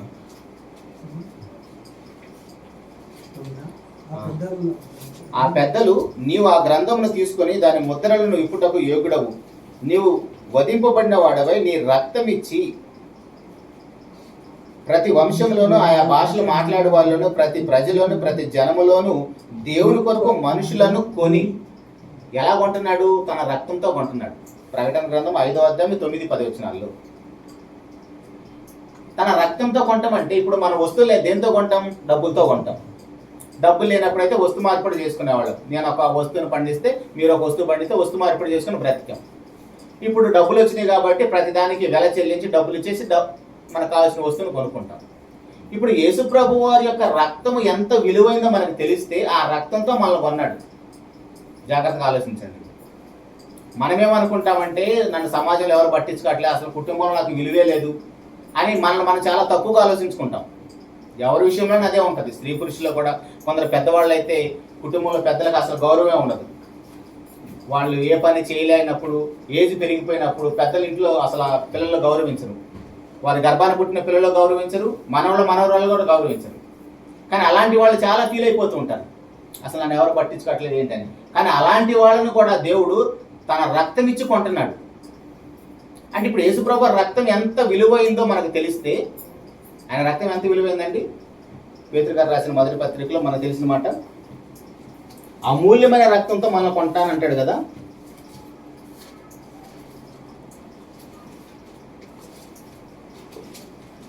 పేతురు గారు రాసిన మొదటి పత్రిక 1వ అధ్యాయము 19వ వచనములో, అమూల్యమైన రక్తము చేత అనగా నిర్దోషమును నిష్కళంకమునగు గొర్రెపిల్ల వంటి క్రీస్తు రక్తము చేత విమోచించబడతారని మీరు ఎరుగుదురు కదా. అంటే యేసుప్రభు రక్తం ఎలాంటిదండి? అది అమూల్యమైన రక్తం, నిర్దోషమైనది, నిష్కళంకమైనది. ఇప్పుడు ఆ రక్తముతోటి మనల్ని కొంటున్నాడు. లేదండి, నాకు యేసుప్రభు రక్తం అవసరం లేదు, నా పాపానికి అయ్యే వెల ఎంతో నేను చెల్లిస్తానని ఒకవేళ మనం అనుకున్నాం అనుకోండి, ఒకసారి ఆలోచించండి. నా దగ్గర బాగా డబ్బు ఉంది, నాకు ఆస్తిపాస్తులు బాగానే ఉన్నాయి. మామూలుగా ఇప్పుడు కొల్లూరులో ఎకరం ఎంత అండి? మామూలుగా అంతకుముందు కేసీఆర్ గారు ఉన్నప్పుడు 100 కోట్లు అంట మామూలుగా ఏరియాలో, కోకపేటలో. అంటే ఇప్పుడు ఒక ఎకరానికే 100 కోట్లు వస్తున్నప్పుడు నా కాడ బాగా డబ్బు ఉంది, నేను నా పాపానికి అయ్యే వెల ఎంతో చెప్పమని దేవుడు నేను చెల్లిస్తాను అనుకున్నాండి. ఒక మాట అనుకోండి. అలాగనే ఒక ఆయన అన్నాడు, అసలు ఏమిస్తే నా పాపానికి ప్రాయశ్చిత్తం కలుగుతుందని మేకా గారు మాట్లాడతాడు. ఒకసారి చూడండి అన్నమాట. అంటే ఆరిన నేల మీద ఉన్న సంపద అంతా ఒక పక్కన పెట్టి యేసుప్రభు రక్తం ఒక పక్క పెడితే ఒక రక్త బొట్టు కూడా కొనలేం మనం భూమి మీద ఒక పాపి కోసం. మేకా గ్రంథం 6వ అధ్యాయం 6వ వచనంలో, ఆ రక్తంతో కొంటున్నాడు దేవుడు మనల్ని. ఏమి తీసుకొని వచ్చి నేను యెహోవాను దర్శింతును. ఏమి తీసుకొని వచ్చి మహోన్నతుడైన దేవుని సన్నిధి నమస్కారం చేతును. దహన బలులను ఏడాది దూడలను అర్పించి దర్శింతున. వేల కొలది పొట్టేళ్లను వేలాది నదులంత విస్తారమైన తైలమును ఆయన సంతోషము కలుగుచేయన. నా అతిక్రమమునకై నా జ్యేష్ఠ పుత్రుని నేను ఇస్తున్నా, నా పాప పరిహారానికై నా గర్భఫలము నేను ఇస్తున్నా అంటున్నాడు. అంటే ఏమి ఇచ్చినా సరిపోదని అర్థం ఒక మాటలో చెప్పాలంటే. ఒకసారి ఆలోచించండి. సరే, సంపద అంతా పక్కన పెట్టేసేయండి. ఇప్పుడు దేవుడు అంటున్నాడు, నా పాపం కోసం ఇదిగో నా కుమారుని బలిస్తానయ్యా తీసుకో అన్నాడు. అనగలవా మనం? నన్ను రక్షించి దేవుడున్న లోకానికి పరలోకానికి నేను రావటానికి నా పాపానికి నా కుమారుని బలిస్తాను లేదా నా కూతురిని బలిస్తానంటే దేవుడు తీసుకుంటాడా? సరిపోతుందా? పోనీ మనం ఇవ్వగలమా? ఒకసారి ఆలోచించండి. ఇప్పుడు మీకు అంతకుముందు చెప్పినట్టు గుర్తు, అబ్రహాం గారిని 70 సంవత్సరాలు అప్పుడు పిలిచాడండి. 70 సంవత్సరాలు అప్పుడు పిలిచి 20 సంవత్సరాలు పరీక్షించి 100 సంవత్సరాలు కుమారుని ఇచ్చాడు. 25 సంవత్సరాలు ఎదురు చూసిన తర్వాత ఆ కుమారుడు ఎదిగి తన ముందు 10 సంవత్సరాలు 12 సంవత్సరాలు ఎదిగిన కుమారుడు తన కళ్ళ ముందు ఉన్నప్పుడు నువ్వు ప్రేమించుచున్న నీ ఏక కుమారుని నాకు దహన బలి ఇవ్వమన్నాడు. ఆలోచించండి, ఒక తండ్రిగా ఒక తల్లిగా మన బిడ్డల్ని మన పాపం కోసం చంపే పరిస్థితి వస్తుందా అంటే చెయ్యలేం, చంపలేం. కానీ అలా 25 సంవత్సరాలు పరీక్షించబడిన తర్వాత ఇసాక్ గారిని బలి ఇవ్వమని అబ్రహాం గారిని దేవుడు అడిగితే 3 రోజులు ప్రయాణం.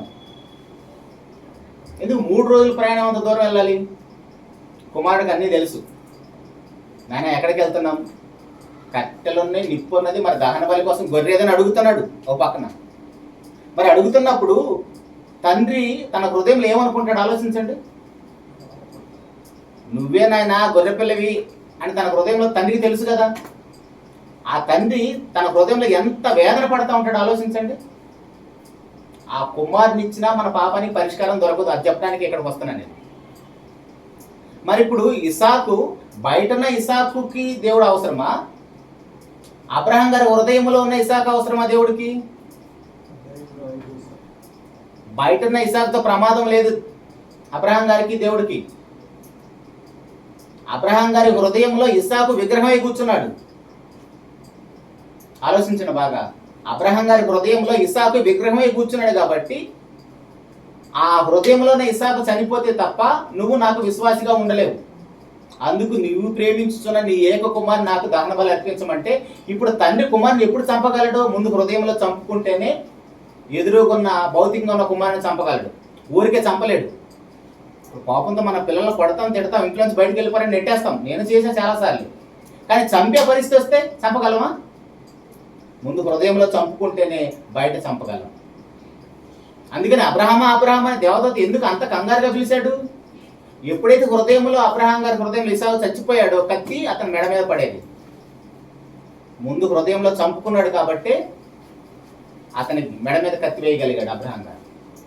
అందుకే మీరు హెబ్రీయులకు రాసిన పత్రికలో చూస్తే బలి ఇచ్చెను అని ఉంటుంది. చాలా మందికి డౌట్, అబ్రహాం గారు ఇసాకుని బలి ఇచ్చాడా ఇవ్వలేదని. ఇచ్చాడు, డౌట్ లేదు, దాంట్లో ఇచ్చేశాడు. అయితే ఇప్పుడు మన పాపం కోసం మన కుమారుని ఇచ్చినా సరిపోదు. ఇంకా ఏమంటున్నాడంటే వేల కొలది పొట్టేళ్ళు. మనకు ఒక మటను ఒక ఆదివారం తెచ్చుకోవడానికి 800 900 అని ఆలోచిస్తాం. అట్టని మన పాపానికి వేల కొలది పొట్టేళ్ళు అర్పించమంటే ఆడేస్తాం. ఇంట్లో ఆయిల్ అయిపోతే ఆయిల్ ప్యాకెట్ తెచ్చుకోవడానికి మొన్నే కదా తెచ్చాం, అప్పుడే అయిపోయింది అంటాడు భర్త లేదా తండ్రి. మరి నీళ్ళు పోసినట్టు పోతున్నారని తిడతారు. అట్లయితే నీ పాపం కోసం వేలాది నదులంతా విస్తారమైన తైలం తీసుకురామంటే యాడ్ తీసుకొస్తాం మనం. అంటే ఏం చెప్తున్నాడంటే దేవుడు, ఇవి ఏవి ఇచ్చినా సరిపోదు నాయన. ఆరిన నేల మీద ఉన్న సంపద అంతా ఒక పక్కన పెట్టి యేసుప్రభు రక్తం ఒక పక్క పెట్టినా ఒక్క రక్త పొట్టు కూడా కొనలేవు.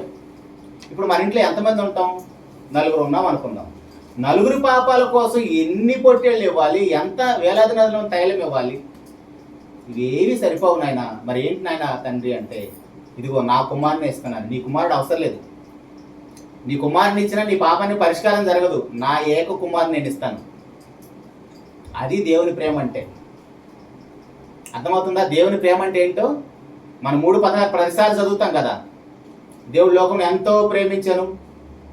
ఏంటి ఎంతో ప్రేమించనంటే, నీ పాపానికి నా కుమారుని బలిస్తాను, నీ కుమార్తె ఇచ్చినా పరిష్కారం జరగదు. అది దేవుని ప్రేమ అంటే.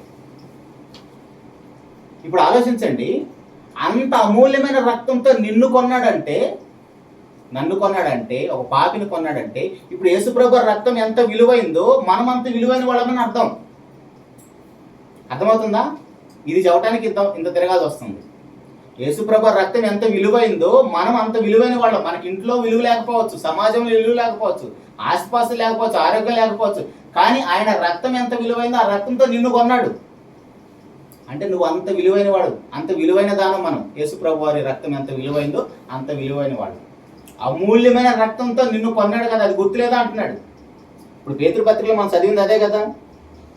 అమూల్యమైన రక్తం చేత అనగా నిర్దోషమును నిష్కళంకమునకు గొర్రెపిల్ల వంటి క్రీస్తు రక్తం చేత విమోచించబడిదిరని మీరు ఎరుగుదురు కదా అంటే మీకు తెలుసు కదా అంటున్నాడు. కాబట్టి ప్రియ దేవుని సంఘం ఆలోచించండి, యేసుప్రభు ఏం చేస్తాడండి? మనల్ని మన హృదయంలో వాక్య రూపంగా ఉంటాడు. ఆయన రక్తంతో మనల్ని కొంటాడు. తర్వాత ఆ యేసు ప్రభువారు మనకి రాజు. ఆ యేసు ప్రభువారు మనకి ప్రధాన యాజకుడు. యాజకుడు ఏం చేస్తాడు? దేవునికి ప్రజలకి మధ్యవర్తిత్వం చేస్తాడు. దేవుడు చెప్పింది ప్రజలు చెప్తాడు, ప్రజల తరపున దేవునికి విజ్ఞాపన ప్రార్థనలు చేస్తాడు, దహన బలులు ఇస్తాడు. అదే జరుగుతుంది ఇక్కడ. యేసు ప్రభువారు మనకి రాజు. కొలసీలకు రాసిన పత్రిక 1:13 ఉంటుంది. మన ప్రధాన యాజకుడు 5వ అధ్యాయం 9-10 వచనాల్లో ఉంటుంది. అంటే బాప్తిసంలో యేసు ప్రభువారు మనకు రాజు అయిపోతాడు. ఇప్పుడు ఆయన మనకు రాజు అయితే ఆయన పరిపాలన కింద మనం ఉండాలి. అపోస్తుల కార్యంలో 2:42 ఉంటుంది కదా, ఏముంటుంది? మీరు అపోస్తుల బోధ సహవాసం రొట్టె ఇచ్చినందును ప్రార్థన చేయడానికి ఎడతెగక ఉంటారు. ఎందుకంటే ఆ రాజు అక్కడికి వస్తాడు ఆదివారం. ఇప్పుడు ఆ రాజు అక్కడ ఉంటే ఆ రాజు ప్రజలు ఎక్కడ ఉంటారు? రాజు దగ్గరే ఉండాలి కదా. మనం వెళ్ళి ఎక్కడో పెత్తన చేస్తూ ఉంటే ఉద్యోగం వ్యాపారం అనుకుంటా.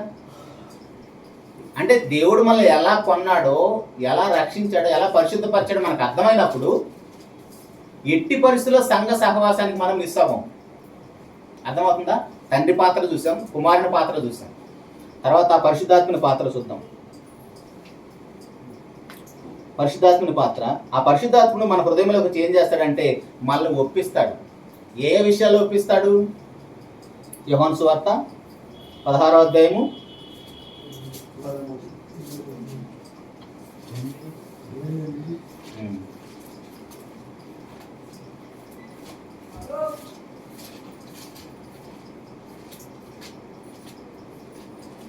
16వ అధ్యాయం 8వ వచనం నుండి, ఆయన వచ్చి పాపమును గూర్చి, నీతిని గూర్చి, తీర్పును గూర్చి లోకమును ఒప్పింపజేస్తాడు. ఎవరు వచ్చి?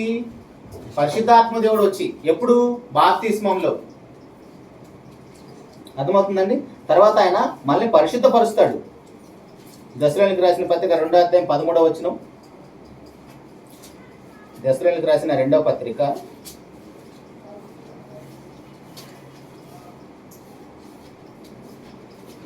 2వ అధ్యాయం 13వ వచనంలో, ప్రభు వలన ప్రేమింపబడిన సహోదరులారా, ఆత్మ మిమ్మును పరిశుద్ధపరచుట వలన మీరు సత్యమును నమ్ముట వలన రక్షణ పొందుటకు దేవుడు ఆది నుండి మిమ్మల్ని ఏర్పరచుకొనిను గనుక మేము మిమ్మల్ని బట్టి ఎల్లప్పుడూ దేవునికి కృతజ్ఞతాస్తుతులు చెల్లింప బద్దులమై ఉన్నాం. అంటే పరిశుద్ధాత్ముడు మనకి బాప్తిస్మం ఏం చేస్తాడంటే మనల్ని పరిశుద్ధపరుస్తాడు. ఇంకా పరిశుద్ధాత్ముడు మళ్ళీ ఏం చేస్తాడంటే బాప్తిస్మములో తీతు పత్రిక 3వ అధ్యాయం 5వ వచనములో పునర్జన్మ సంబంధమైన స్నానం ద్వారా మనల్ని ఆ స్నానం చేపిస్తాడు మనకు ఆయన. 3వ అధ్యాయము 5వ వచనంలో, తీతు పత్రిక 3వ అధ్యాయం 5వ వచనంలో, మనము నీతిని అనుసరించి చేసిన క్రియల మూలంగా కాక తన కనికరము చొప్పుననే పునర్జన్మ సంబంధమైన స్నానము ద్వారాను పరిశుద్ధాత్మ మనకు నూతన స్వభావం కలుగు చేయటం ద్వారాను మనలను రక్షించను. పరిశుద్ధాత్ముడు మనకి బాప్తిస్మంలో ఏం చేస్తాడంటే మనకి నూతన స్వభావాన్ని ఇస్తున్నాడు, మనల్ని పరిశుద్ధపరుస్తున్నాడు పునర్జన్మ సంబంధమైన స్నానం ద్వారా. చూడండి, తండ్రి, కుమారుడు, పరిశుద్ధాత్ముడు మన కోసం ఎంత ప్రయాసపడుతున్నారు. కానీ ఇవేవి మనకు తెలియదు. బాప్తిస్మం వెనకాల ఎంతమంది ప్రయాసపడుతున్నారు చూడండి మనల్ని రక్షించడం కోసం. కానీ మనకేమో అవేవి పట్టం. అవేవి పట్టమంటే బాప్తిస్మం పొందిన తర్వాత నీళ్ళ మునిగేసి వచ్చానని మరలా మనం మన లోకంలో కలిసిపోతాం. లోకంలో కలిసిపోయేదానికి తండ్రి, కుమార, పరిశుద్ధాత్మలు ఎంత ప్రయాసపడరు ఆలోచించండి. తర్వాత పరిశుద్ధాత్ముడు బాప్తిస్మం మనకి ఏం చేస్తాడంటే మళ్ళీ సర్వసత్యంలోకి నడిపిస్తాడు. యోహాను సువార్త 16వ అధ్యాయము 13వ వచనంలో,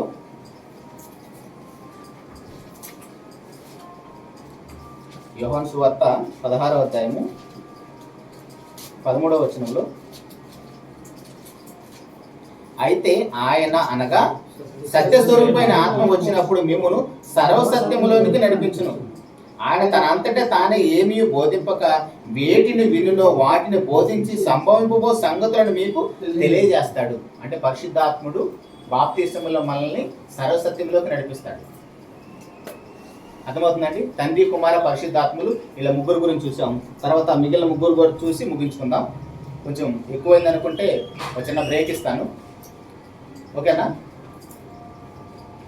మళ్ళీ కంటిన్యూగా చెప్పిన ఇబ్బంది పడతారేమో. ఒక పల్లవి చిన్న చరణం పాట పాడండి, కొంచెం చిన్న బ్రేక్ ఇస్తే మైండ్ రిఫ్రెష్ అవుతుంది.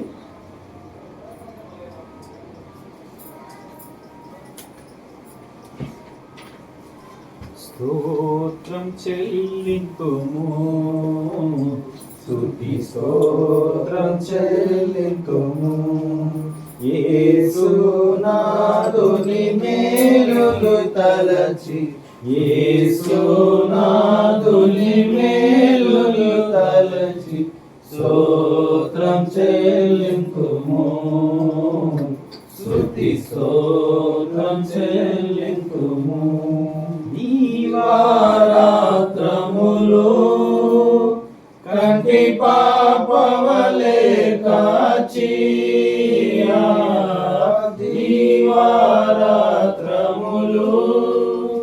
కంటి పాపవలే కాచి, దయగల హస్తముతో బ్రోచి నడిపించితివి, దయగల హస్తముతో బ్రోచి నడిపించితివి, స్తోత్రం చెల్లింతుము, స్తుతి స్తోత్రం చెల్లింతుము. పాడేదా హల్లెలూయా, మరణాతా హల్లెలూయా, పాడేదా హల్లెలూయా, మరణాతా హల్లెలూయా, సదా పాడేదా హల్లెలూయా, ప్రభు యేసుకే హల్లెలూయా, సదా పాడేదా హల్లెలూయా, ప్రభు యేసుకే హల్లెలూయా, స్తోత్రం చెల్లింతుము, స్తుతి స్తోత్రం చెల్లింతుము. యేసునాథుని మేలులు తలచి, యేసునాథుని మేలులు తలచి, స్తోత్రం చెల్లింతుము, స్తుతి స్తోత్రం చెల్లింతుము. మంచిదండి. ఇంతవరకు తండ్రి కుమార పరిశుద్ధాత్మలు మనకి ఎలా సహాయం చేశారో మనం చూసాం. తర్వాత 4వ విషయం ఎవరున్నారు? దేవదూతలు. అసలు మన బాప్తీసు విషయంలో దేవదూతల పాత్ర ఏముంది? మన బాప్తీసు విషయంలో దేవదూతలకి ఎందుకు అంత ఇంట్రెస్ట్? అవి మనకు కనపడదు తెలుసా? మన బాప్తీసం పొందితే దేవదూతలు ఆనందించి సంతోషిస్తున్నాయంట. ఆల్రెడీ మనం నివసించటానికి భూగోళాన్ని కలుగు చేసినప్పుడే దేవదూతలందరూ కూడా ఆనందించి జయధ్వనులు చేశాయంట. అట్లాంటిది మరలా మనము పాతాళానికి వెళ్ళిపోకుండా, నాశనానికి వెళ్ళిపోకుండా దేవుడున్న లోకంలోకి అడుగు పెట్టడానికి దేవుడు మనకి ఇచ్చిన ఆ నూతన జన్మ, ఆ పునర్జన్మ సంబంధమైన స్నానం విషయంలో అవి కూడా సంతోషిస్తున్నాయంట. దేవదూతలు మన విషయంలో సంతోషపడుతున్నాయి. చూడండి, లూకా సువార్త 15వ అధ్యాయము 10వ వచనంలో, అటువలే మారు మనసు పొంది ఒక పాపి విషయమై దేవుని దూతల ఎదుట సంతోషం కలుగునని మీతో చెప్తున్నాను. అంటే ఎంతమంది లోకంలో ఉన్నా సరే ఒక్క పాపి రక్షించబడి దేవుని రాజ్యంలో అడుగు పెడితే పరలోకంలో ఉన్న దేవదూతలు సంతోషిస్తాయంట దేవునితో పాటు. దేవుడు ఎలాగో ఆనందపడతాడు, మనం ఆయన ఆనందపడటం కోసం మనం రక్షిస్తున్నాడు, ఓకే. అంటే దేవునితో పాటు దేవదూతలు కూడా మన విషయంలో ఆనందపడతానికి సంతోషిస్తున్నాయంట. అమ్మాయ, నా కుమారుడు నా కుమార్తె తప్పించబడ్డారు, ఆ పాతాళానికి వెళ్ళిపోకుండా, ఆ భయంకరమైన నరకంలోకి వెళ్ళిపోకుండా వీళ్ళు తప్పించబడ్డారని దేవదూతలు కూడా మన విషయంలో సంతోషిస్తున్నాయంట. తర్వాత దేవదూతలు మన విషయంలో ఈ కార్యము తొంగి చూస్తున్నాయంట. అంటే పరలోకంలో ఉన్న దేవదూతలు మనం అందరం కూడా నశించి నరకానికి వెళ్ళిపోవడానికి సిద్ధంగా ఉంటే, మనం చేస్తున్న పాపం విషయంలో ఇంత ఘోరంగా బ్రతుకుతుంటే అక్కడి నుంచి దేవుడు వీళ్ళని ఎలా రక్షిస్తున్నాడు? వీళ్ళు రక్షించబడి దేవుని రాజ్యంలో అడుగు పెడుతున్నారు కదా, ఆ విషయాన్ని దేవదూతలు తొంగి చూస్తున్నాయంట. ఇప్పుడు మనకు కూడా అలవాటు ఉంటుంది, ఏంటి, ఏదైనా జరుగుతుంది అనుకోండి, ఆ తొంగి చూసే అలవాటు ఉంటుంది కదా, అలాగనే దేవదూతలు కూడా పరలోకం నుంచి మనల్ని చూస్తున్నాయంట. మనకు తెలుసు ఆ విషయం? మనకు తెలియదు. కానీ మనం రక్షించబడితే దేవదూతలు సంతోషించడమే కాదు, మన కోసం అవి ఎదురు చూస్తున్నాయంట. పేతురు గారు రాసిన పత్రిక పేతురు గారు రాసిన మొదటి పత్రిక 1:10-12 వచనాలు. డైరెక్ట్గా 12 వచనం చదివిన పర్లేదు. పరలోకము నుండి పంపబడిన పరిశుద్ధాత్మ వలన మీకు సువార్త ప్రకటించిన వారికి ఇప్పుడు ఏర్పడిన ఈ సంగతుల విషయమై తమ కొరకు కాదు కానీ మీ కొరకే తమను పరిచర్య చేసిన సంగతి వారికి బయలుపరచబడెను. దేవదూతలు ఈ కార్యముని తొంగి చూడగోరుచున్నారు. మనం రక్షించబడటం దేవదూతలు తొంగి చూస్తున్నాయంట. పరలోకం నుండి పంపబడిన పరిశుద్ధాత్మ వలన మీకు సువార్త ప్రకటించిన వారి ద్వారా, అంటే సువార్త మనం ఇందాక విన్నాం కదా, వినటి వల్ల విశ్వాసం వలన మరలా చెప్పడం ఒకసారి ఆర్డర్ గుర్తుందా? 5 విషయాలు గుర్తుపెట్టుకుందాం, మర్చిపోవద్దు. వినాలి, వినటం వల్ల విశ్వాసం వస్తుంది, విశ్వసిస్తే మారు మనసు వస్తుంది, మారు మనసు పొందితే ఒప్పుకుంటే బాప్తిసం పొందుతాం. ఇప్పుడు మనం వినటానికి పరలోకం నుండి పంపబడిన పరిశుద్ధాత్మ వల్ల మీకు సువార్త ప్రకటించిన వారి ద్వారా మీకు ఇప్పుడు తెలుపబడిన ఈ సంగతుల విషయమై తమ కొరకు కాదు కానీ మీ కొరకే తాము పరిచయం చేసిన సంగతి వారికి బయలుపరచబడను. దేవదూతలు ఈ కార్యం తొంగి చూడగోరుతున్నాయంట. మనం రక్షించబడుతుంటే దేవదూతలు పరలోకం నుంచి తొంగి చూస్తున్నాయంటండి. తర్వాత ఈ దేవదూతలు మనకి పరిచర్య చేస్తారు. ఎఫెసీయులకు రాసిన పత్రిక 1:14 మనకు తెలిసిన మాట. మీరందరూ రక్షణ అనే శాస్త్రం పొందబో వారికి పరిచారం చేయటకై పంపబడిన సేవకులైన ఆత్మల ద్వారా. అంటే భూమి మీద ఉన్న పరలోకములో ఉన్న దేవదూతలు అందరూ కూడా దేవుని పిల్లలకి పరిచర్య చేస్తారు. ఆ పరిచర్య వారందరూ ఎలా చేస్తున్నారంటే వారు సేవకులు, మనమేమో దేవుని కుమారులు, దేవుని కుమార్తెలు. ఇప్పుడు మన ఇంట్లో మనకు పని మనుషులు లేకపోయి ఉండొచ్చు, మనం వేరే వాళ్ళ దగ్గర పని మనుషులుగా ఉండొచ్చు. మీకు తెలుసో లేదో మనకు కూడా సేవకులు ఉన్నారు. పంచభూతాలన్నీ కూడా మనకు సేవకులు. నింగి, నేల, నీరు, నిప్పు ఇవన్నీ కూడా దేవదూతలు. అవన్నీ కూడా మనకి పని చేయడానికి దేవుడు నియమించిన పనివాళ్ళు. తెలుసా మన ఎంత గొప్ప వాళ్ళం? సూర్యుడు మనకు పని మనిషి అంటే ఎంత గొప్ప అండి. భూమి మనకు పని మనిషి అంటే ఎంత గొప్ప. అగ్ని మనకు పని మనిషి అంటే ఎంత గొప్ప. ఇవన్నీ గొప్పలు బాగానే ఉన్నాయి. ఇవన్నీ ఎవరికి? రక్షణ పొందబోయే వారికి సేవ చేయడానికి ఇష్టపూర్వకంగా పనిచేస్తాయి.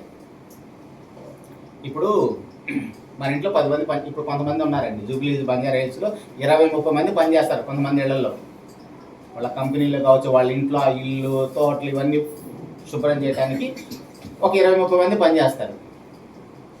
వాళ్ళు శాలరీ 2-3 నెలలు ఇవ్వలేదు. ఇష్టంగా పనిచేస్తారా?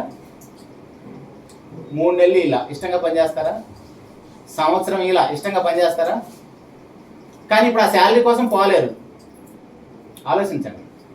పోతే శాలరీ ఇవ్వరు, కానీ పని అయితే చేయాలి. ఇష్టపూర్వకంగా, సంతోషంగా, హ్యాపీగా చేస్తారా?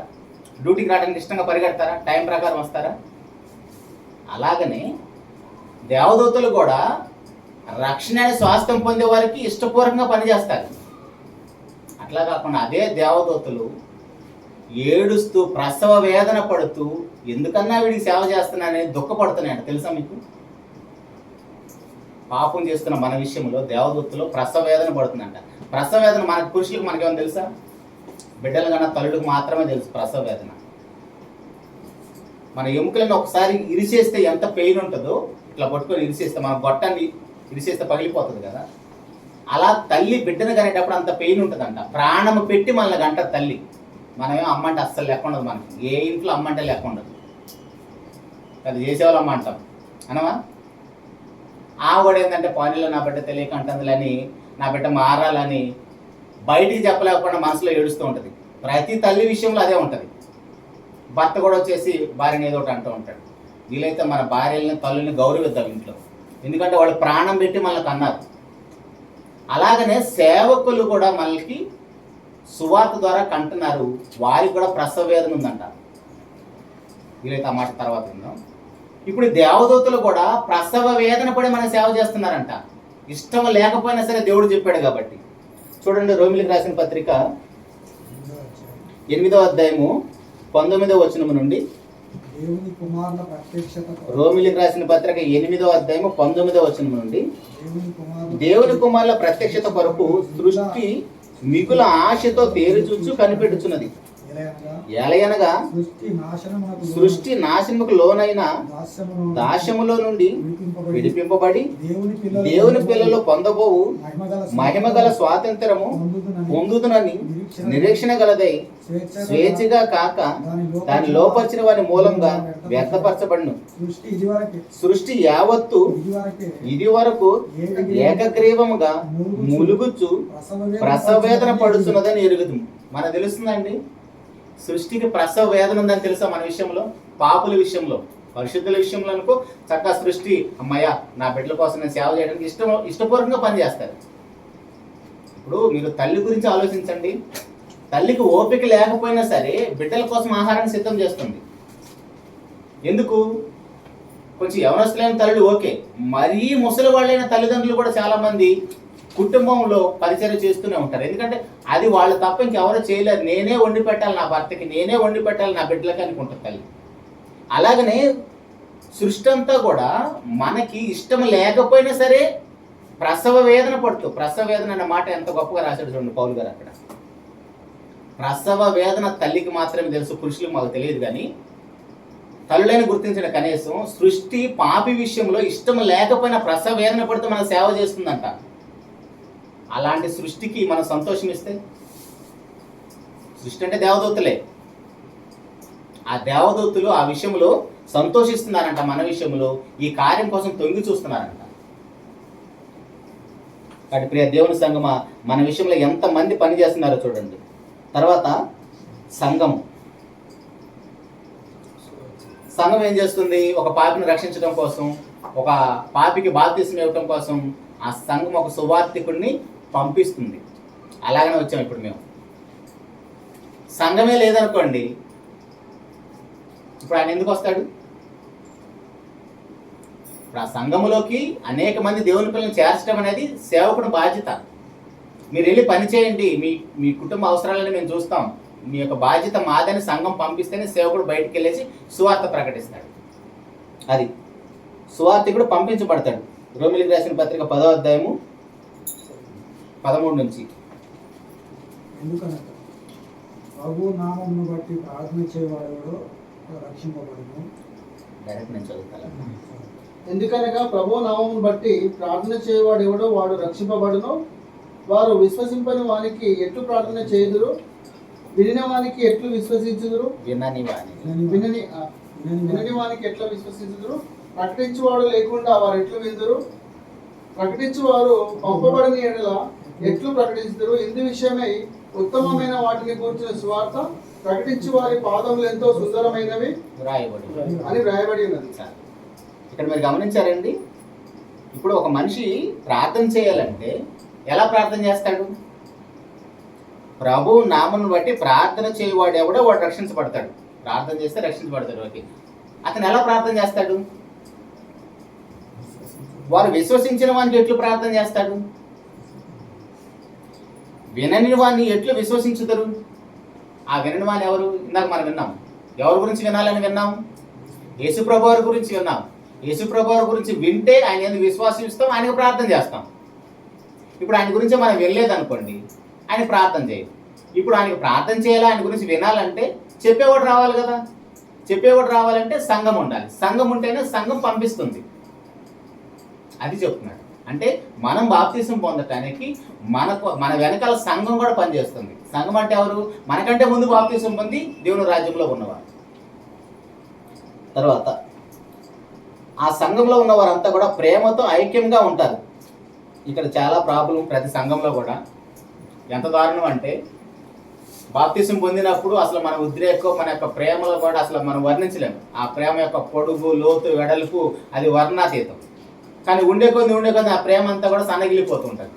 ఇందాక మనం చూసాం కదా, దేవుడు లోకం ఎంతో ప్రేమించను, ఆ ప్రేమ కనపడదు మనకి. కానీ దేవుడు ప్రేమమయుడే ఉన్నాడు కాబట్టి మనము కూడా అలాంటి ప్రేమ కలిగి ఉండాలి. సంఘంలో ఎలా కలిగి ఉండాలంటే ఐక్యం కలిగి ఉండాలి. ఇక్కడ ఉన్న రిఫరెన్స్లు కాకుండా ఒక మాట చూద్దాం. కొరింథీయులకు రాసిన మొదటి పత్రిక 12వ అధ్యాయం 12వ వచనం చూడండి. తర్వాత మీరు ఈ రిఫరెన్స్లు కూడా చదవండి. కొరింథీయులకు రాసిన రామన్న మీరు చదవండి 12వ అధ్యాయం 12వ వచనం నుండి. మీరు చదివితే అందరికీ వినపడుతుంది కదా. కొరింథీయులకు రాసిన మొదటి పత్రిక 12వ అధ్యాయం 12వ వచనం నుండి సంఘంలో చేర్చబడిన వారందరిని ఉద్దేశించి దేవుడు ఎంత గొప్పగా రాశాడో చూడండి.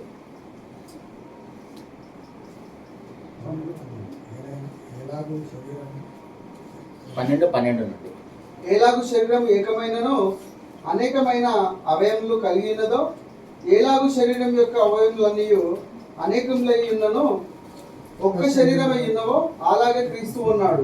ఏలైనగా యూదులమైనను గ్రీసు దేశస్థులమైనను దాసులమైనను స్వతంత్రులమైనను మనమందరము ఒక్క శరీరంలోనికి ఒక్క ఆత్మయందే బాప్తిస్మము పొందితిమి. మనమందరము ఒక ఆత్మను పానము చేసిన వారమైతిమి. శరీరం ఒకటే అవయముగా ఉండక అనేకమైన అవయవములుగా ఉన్నది. నేను చెయ్యి కాను కనుక శరీరంలోని దానను కానని పాదము చెప్పినంత మాత్రమున శరీరంలోనిది కాకపోలేదు.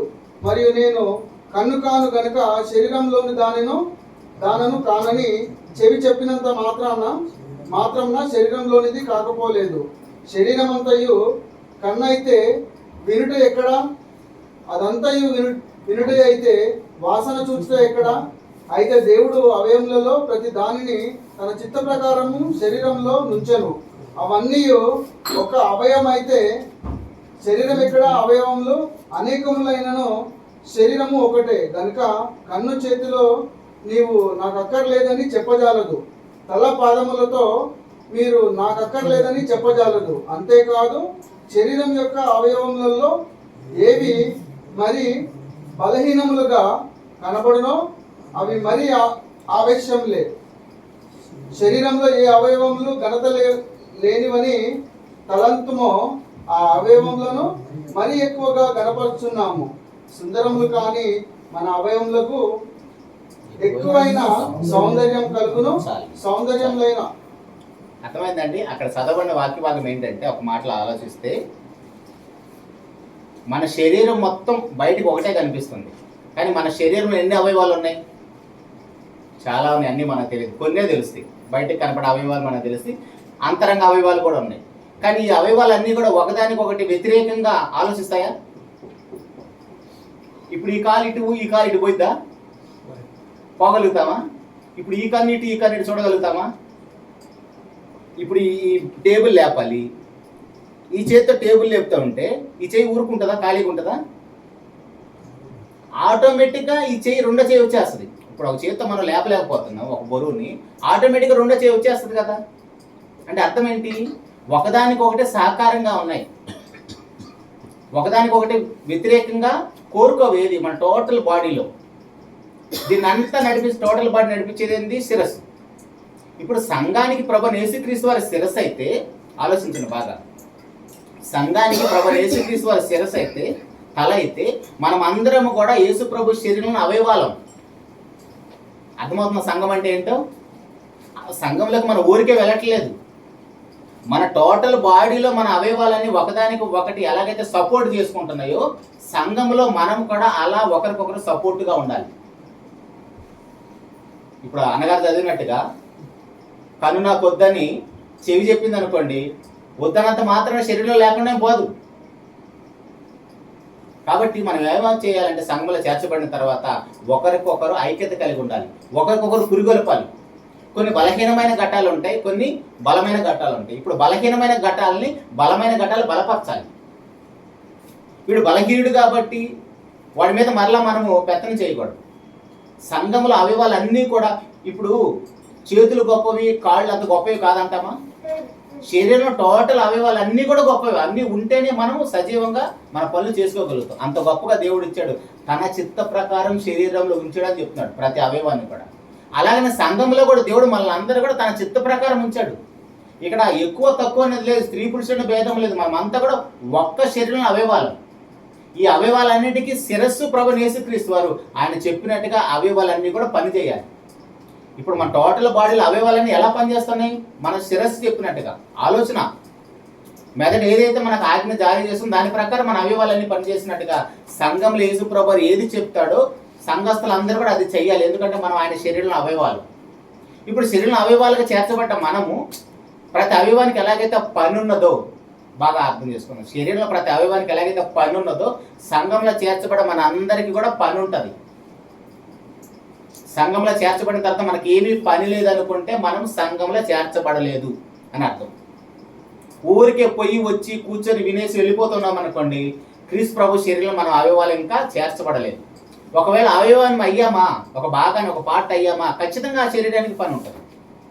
ఇప్పుడు మన శరీరంలో పని చేయని అవయవం ఏదైనా ఉందా? నా టోటల్ బాడీలో ఈ అవయవం పనిచేయదు అనేది ఏదైనా ఉందా? ఒకవేళ ఉందనుకోండి, కట్ చేసి తీసేస్తే డాక్టరు. కొంతమందికి పెద్దలకి, కొంతమందికి షుగర్ వస్తుందండి, కింద కాళ్ళ దగ్గర నుంచి చేతుల దగ్గర నుంచి వస్తుంది. అది ఉండటం వల్ల టోటల్ బాడీని తినేస్తుంది. కాబట్టి అక్కడ కట్ చేస్తాడు డాక్టర్, ఎందుకంటే టోటల్ బాడీ పాడైపోకూడదని. అలాంటి అవయవాలు మళ్ళీ ఉంటాయా? ఉంటే దేవుడు కూడా తీసేస్తున్నాడు. అలాగే డాక్టర్ తీసేసినట్టు. కానీ అలా ఉండకూడదు. సంఘంలో చేర్చబడిన తర్వాత పని లేని అవయవంగా ఉండకూడదు. పని లేని అవయవంగా ఉంటే అపవాది పట్టుకెళ్ళిపోతాడు మనల్ని. దేవుడే ఇచ్చేస్తాడంట మనల్ని. వీడు నాకు పనికి రావట్లేదు, నీకేమైనా పనికి వస్తాడని దేవుడే భ్రష్ట మనసుకు అప్పచెప్పేస్తాడంట. రోమిలికి రాసిన పత్రిక 1వ అధ్యాయంలో ఉంటుంది. కాబట్టి ప్రియ దేవుని సంఘంలో చేర్చబడిన తర్వాత మన అందరికీ కూడా పని ఉంటుంది. మనం ఎలా ఉండాలంటే ఐక్యత కలిగి ఉండాలి. ఎలా ఐక్యత కలిగి ఉండాలంటే టోటల్ శరీరం అవయవాలన్నీ ఒకదానికొకటి ఎలాగైతే సహకారులుగా ఉంటాయో అలా ఉండాలి. తర్వాత క్రైస్తవ జీవితంలో నడిపించబడటం కోసం మన సంఘంలో చేర్చబడాలి. ఇందాక మనం మాట్లాడుకున్నాం ఆ మాట, అపోస్తుల కార్యాలు 2వ అధ్యాయం 42వ వచనంలో. సంఘంలో చేర్చబడిన వాళ్ళందరూ ఎలా ఉన్నారు? అపోస్తుల బోధ యందును సహవాసమందు రొట్టె విరుచుట ప్రార్థన చేయడం ఎడతెగక ఉన్నారు. అలా ఎడతెగకుండా ఉండాలనుకోండి, కొంతమంది తప్పించుకుంటూ ఉంటారు. ఎలా తప్పించుకుంటారు? ఏదో పని పెట్టుకొని సంఘానికి వెళ్లకుండా ఆ టైంలో ఏదో ఒక పని పెట్టుకుంటారు. అలాంటి వాళ్ళని కూడా క్రమంగా వెళుతున్న మనము వాళ్ళని పురికొలిపి సంఘానికి తీసుకురావాలి. అది మన బాధ్యత. ఇంకా నేను చెప్పినట్టుగా ఒక కాలు ఇటు పోతుంది, ఒక కాలు ఇటు పోదు కదా. అలాగే సంఘంలో ఇప్పుడు మనం బాప్తీసం పొందిన నలుగురు ఉన్నాము, మన బంధువులు, స్నేహితులు, లేదా మన కుటుంబ సభ్యులు. ఒకరికి ఏదో బలహీనంగా ఉంది, ఏదో పని పెట్టుకొని ఈ ఆదివారం సంఘానికి రావట్లేదు అనుకోండి, ఆ విషయం మనకు తెలిసింది అనుకోండి, ఖచ్చితంగా మన వాళ్ళని ప్రేరేపించి వారిని పురిగొలిపి వారికి ఆ సంఘం యొక్క విలువ చెప్పి వాళ్ళ సంఘానికి తీసుకురాలి. అది మన బాధ్యత. అలా కాకుండా నా అంతటి నేను పోతామని అనుకోండి, ఆడపోతే దేవుడు మనల్ని అంతాడు. ఎరా నువ్వు ఒక్కడే వచ్చావేంటి? భర్త వెళ్ళాడు అనుకోండి, భార్య రాలేదనుకోండి, నువ్వు ఒక్కడే వచ్చావు, నీ సాటిన సహకారం ఏదైనా అడగడా దేవుడు? లేదా అమ్మగారు ఒక్కదే. సహజంగా అన్ని సంఘాల్లో అందరూ స్త్రీలే ఉంటారు, పురుషులు సరిగ్గా ఉండరు. అయ్యగారులు ఇంటి దగ్గర కాళ్ళు ఆడుకొని టీవీలు చూస్తూ ఉంటారు, లేదంటే ఆ సమాజంలో రచ్చబండ దగ్గరకు వచ్చి పెత్తనాలు చేస్తూ ఉంటారు. భార్యని పిల్లలు మాత్రం బెదిరించి మరీ సండే స్కూల్ టైం అవుతుంది, ఆరాధన టైం అవుతుందని బెదిరించి మరీ పంపిస్తారు. అలా కాదు. ట్రైన్కి ఇంజిన్ ముందుంటుందా వెనకుంటుందా? ముందుంటే ఎన్ని బోగీలు వచ్చినా లాక్కపోతుంది. ఇప్పుడు ఇంజిన్ ఇంట్లో ఉందనుకోండి, బోగీలు ఎలా వెళ్తాయి? ముందు ఇంజిన్ కదలాలి. ఇంజిన్ కదలలేదనుకోండి, బోగీలు వెళ్ళవు, ఎక్కడెక్కడే ఉండిపోతాయి. సో ఇంటికి యజమాని భర్త. నోవా గారు ఎవరు? కుటుంబ రక్షణ కోసం ఓడగట్టాడు. ఎవరైనా భర్త, యజమాని. ఆయన ఇంట్లో ఖాళీగా లేడు. సువార్త ప్రకటిస్తూ 100 సంవత్సరాలు సువార్త ప్రకటిస్తూ వారి కుటుంబ రక్షణ కోసం ఓడగట్టాడు. హెబ్రీయులకు రాసిన పత్రిక 11:7లో ఉంటుంది. కుటుంబ రక్షణ కోసం ఓడగట్టాడు, కుటుంబాన్ని రక్షించుకున్నాడు, 8 మంది కోసం ఓడగట్టాడు. మరి యజమాని ఏంటి? మన ఇంట్లో అందరి సంఘాల్లో, అన్ని సంఘాల్లో చూడండి, అందరు స్త్రీలే ఉంటారు. స్త్రీలు ఒక పోర్షన్ మొత్తం నిండిపోద్ది, పురుషులతో ఒక 2-3 ఉంటారు, లేదంటే ఆ చేరిస్లో పెద్దోళ్ళు 4-5 ఉంటారు. అంటే అర్థం ఏంటి? సంఘానికి వెళ్ళడం ఇష్టం లేదు. సో అలాంటి వాళ్ళని కూడా పురిగొలిపి తీసుకొని పోవాలి. ఎలా పురిగొల్పాలంటే హెబ్రీయులకు రాసిన పత్రిక 10వ అధ్యాయము 24వ వచనం. హెబ్రీయులకు రాసిన పత్రిక 10వ అధ్యాయం 24వ వచనంలో, కొందరు మానుకొనుచున్నట్టుగా సమాజంగా కూడట మానక ఒకడికొకడు హెచ్చరించుచు ఆ దినము సమీపించడం మీరు చూచిన కొలది మరి ఎక్కువగా అలాగూ చేయొచ్చు, ప్రేమ చూపటము సత్కర్య చేయటం ఒకరికొకడు పురికొల్పవలన ఆలోచించము. మనకు ప్రేమే లేదనుకోండి సంఘస్థుల మీద, మనం వాడి వస్తే అంత రాకపోతే ఎంత అనుకుంటాం. అదే యేసుప్రభు వారి ప్రేమ మనకు ఉందనుకోండి, తండ్రి అయిన దేవుని ప్రేమ మనకు ఉందనుకోండి, వాడు రాకపోయినా వాడిని బలవంతంగా అయినా సరే సంఘానికి తీసుకెళ్తాం. అది ప్రేమ చూపటం అంటే, అది పురిగొల్పటం అంటే, అది సత్క్రియ అంటే. సంఘస్థులు చేసే సత్క్రియలు అవే. కొంతమంది సంఘానికి రావట్లేదు, వాళ్ళు మనం పురుగొలిపి దేవుని ప్రేమ ఏంటో చూపించి వారికి అర్థమయ్యే విధంగా చెప్పి సంఘాన్ని తీసుకొని పోతే అది దేవుని ప్రేమ. సో అలా చేయటం కోసం మనం సంఘంలో చేర్చబడుతున్నాం. అది సంఘం అంటే. బాప్తిసంలో సంఘం యొక్క పాత్ర ఎంత గొప్పగా ఉందో చూడండి. మనం ఇంకా దీని దగ్గర ఎక్కువ విషయాలు చెప్పుకోవాలి, అంత టైం లేదు కాబట్టి ఇప్పటికే ఎక్కువ వినేసినట్టున్నారు, కొన్ని వదిలేస్తూ వస్తున్నాం. తర్వాత సువార్థికుడు. ఇప్పుడు సంఘంలో ఎవరు ఉంటారు? గృహ నిర్వాహకుడు, సంఘ కాపరి, సువార్థికుడు ఉంటాడు. ఆయన ఏం చేస్తాడు? ఇందాక మనం విన్నట్టుగా ఆయన వాక్యాన్ని ప్రకటిస్తాడు. సువార్తను ప్రకటిస్తాడు. అపోస్తుల కార్యాలు 8వ అధ్యాయము 12వ వచనం చూడండి.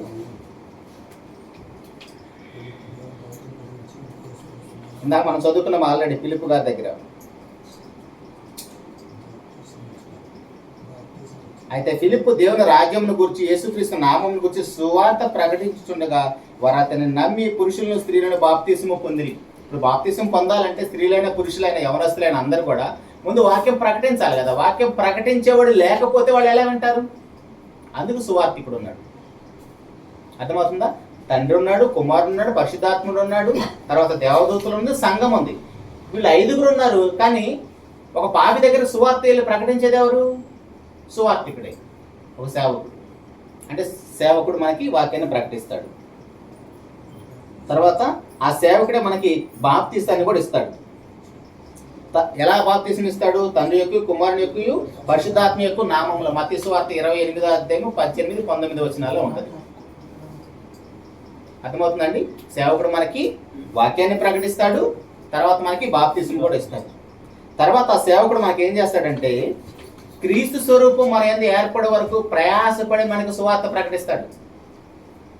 మీరు పల్లెటూరులో చూస్తే సేవకుడు ఆదివారం పొద్దున్న అందరికంటే ముందే పోయి మైకి పెట్టేసి, అమ్మలారా అయ్యలారా మీ పనులు తొందరగా ముగించుకొని రాండి అని ఎందుకు ప్రకటన చేస్తూనే ఉంటాడు. మనం ఇక్కడ బట్టలు ఉతుకుతూ ఉంటాం, అంట్లు కడుగుతూ ఉంటాం, అయ్యగారైనా బయట బ్రష్ పెట్టి తిరుగుతూ ఉంటారు.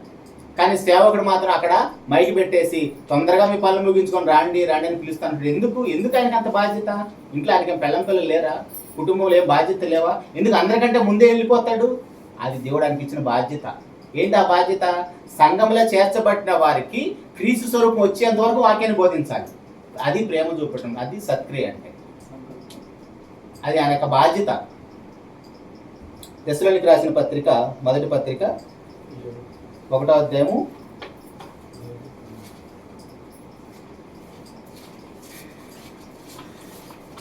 వీటన్నిటిని మరలా మీరు కొంచెం హోంవర్క్ కూడా చేయండి. నేనైతే కొంచెం దాటేస్తూ వస్తున్నాను కొన్ని విషయాలు. కాబట్టి మాసిదోనియాలోను అకయలోను విశ్వాసులు అందరికీ మాదిరి అయితిరి. ఎందుకనగా మీ యొద్ద నుండి ప్రభు వాక్యము మాసిదోనియాలోను అకయలోను మ్రోగెను. ఈ సంఘం పరిస్థితి ఎలా ఉందంటే వాళ్ళ యొక్క సత్క్రియలు, వాళ్ళ యొక్క వాక్యం యొక్క గొప్పతనము ఆ చుట్టుపక్కల ప్రాంతంలో మ్రోగిందంటండి. మ్రోగితే వినపడదా? మనకి ఏదైనా సౌండ్ వినపడింది అనుకోండి, మనకి ఊర్లో ఏదో దండోర వేస్తున్నారు, ఎక్కడో ఉంటాడు, మనకి ఇక్కడ దాకా వినపడుతుంది. పల్లెటూరులో ఎక్కువ చేస్తారు, మనకి ఇక్కడ వినపడవు. కానీ అంటే మన యొక్క భక్తి జీవితం అనేది కూడా మన చుట్టుపక్కల అందరికీ తెలియపరచబడాలి. మ్రోగాలంట. మ్రోగితే ఖచ్చితంగా వినపడుతుంది, మన సత్క్రియలు అందరికీ కనబడాలి. 12వ వచనం కూడా చూడండి.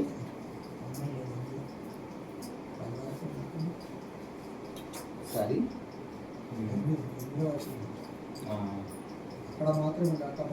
అక్కడ మాత్రమే కాక ప్రతి స్థలమందును దేవుని ఎడల మీ విశ్వాసం వెల్లడాయను కనుక మేము చెప్పవలసిన ఆవశ్యము లేదు. అంటే మీ గురించి మేము చెప్పాల్సిన అవసరం లేదు. ప్రతి స్థలంలో మీ గురించి అందరికీ గొప్పగా తెలుస్తుంది. ఓకే, ఇప్పుడు ఏంటి? వీళ్ళు 6గురు పనిచేశారు. వీళ్ళు 6గురు పనిచేసింది ఎవరి కోసం? పాపి కోసం. చివరికి ముగించుకుందాం. వీళ్ళు 6గురు పనిచేసింది. తండ్రి ఎవరు బాప్తిసంలో ఒకసారి మన కోసం ఎవరెవరు పనిచేశారు ఒకసారి చూడకుండా కూడా ఆలోచించి చెప్పండి. తండ్రి, కుమారుడు, పరిశుద్ధాత్ముడు, దేవదూతలు, సంఘము, సువార్థికులు. వీళ్ళు 6గురు ఒక పాపి కోసం ప్రయాసపడుతున్నారు. ఇప్పుడు ఈ పాపే తప్పించుకొని తిరుగుతున్నాడు అనుకోండి బాప్తిసం వద్దని, వీళ్ళు 6గురు ఏమైనా చేయగలుగుతారా? మన ఇష్టపూర్వకంగా వస్తే వీళ్ళు 6గురు మన కోసం ప్రయాసపడడానికి ఫలితం ఉంటుంది. అర్థమవుతుందా? ఇప్పుడు పాపి దగ్గరకు పోతాం. అంటే మనం ఈ పాప ఏం చేయాలి? నమ్ముట. ఒప్పుకొనుట, నిర్ణయం తీసుకొనుట. అక్కడ మనకి రెఫరెన్స్లు కూడా ఉన్నాయి చూడండి. మార్క్స్ సువార్త 16:16 ఏముంటది? నమ్మి బాప్తిసం పొందినవాడు రక్షించబడును అని ఉంటుంది. నమ్మిన వానికి శిక్ష విధించబడును. యోహాను సువార్త 20:31 అని ఒప్పుకోవాలి. 1 కొరింథీ 5:15 2 కొరింథీ 5:15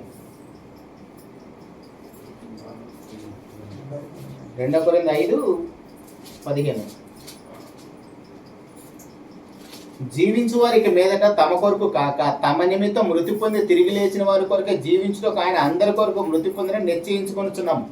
ఏంటి ఆ పాపి ఎలా నిశ్చయించుకుంటాడంటే, మా అందరి కోసం ఒక ఆయన చనిపోయాడు, నేను కూడా అందరి కోసం చనిపోయేవాడిగా సిద్ధపరచబడ్డాను.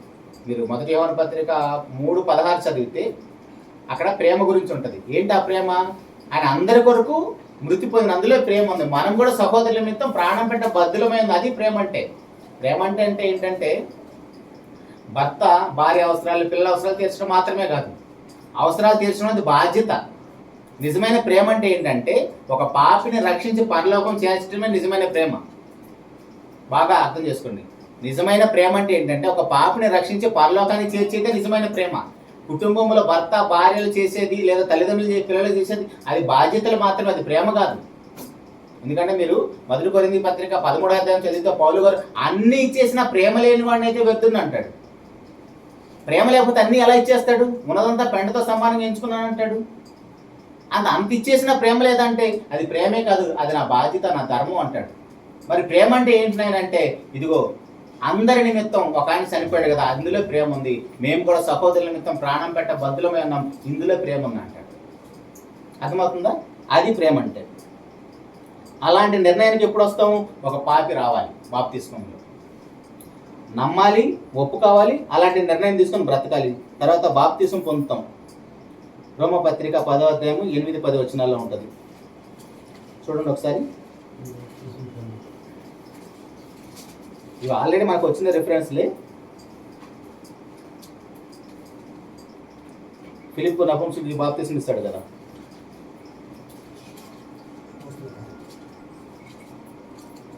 రోమిలికి రాసిన పత్రిక 10వ అధ్యాయము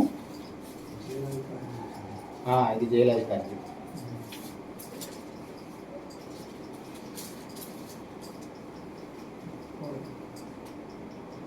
ప్రభు నిన్నోటితో ఒప్పుకొని బాప్తిసం పొందాడు. అదేమని చెప్పుచున్నది? వాక్యము నీ యొద్దను నీ నోటను నీ హృదయంలో ఉన్నది, అది మేము ప్రకటించు విశ్వాస వాక్యమే. అదేమనగా యేసు ప్రభువని నీ నోటితో ఒప్పుకొని దేవుడు మృతుల్లో నుండి విశ్వసించిన ఎడల నీవు రక్షించబడదు. 10వ వచనం. ఏలయనగా నీతి కలుగునట్లు మనుషుడు హృదయములో విశ్వసించును, రక్షణ కలుగునట్లు నోటితో ఒప్పుకొను. ఇందాక మనం విన్నాం కదా, వినుట, విశ్వాసం, మారు మనసు, ఇవన్నీ బాప్తిసం దగ్గర.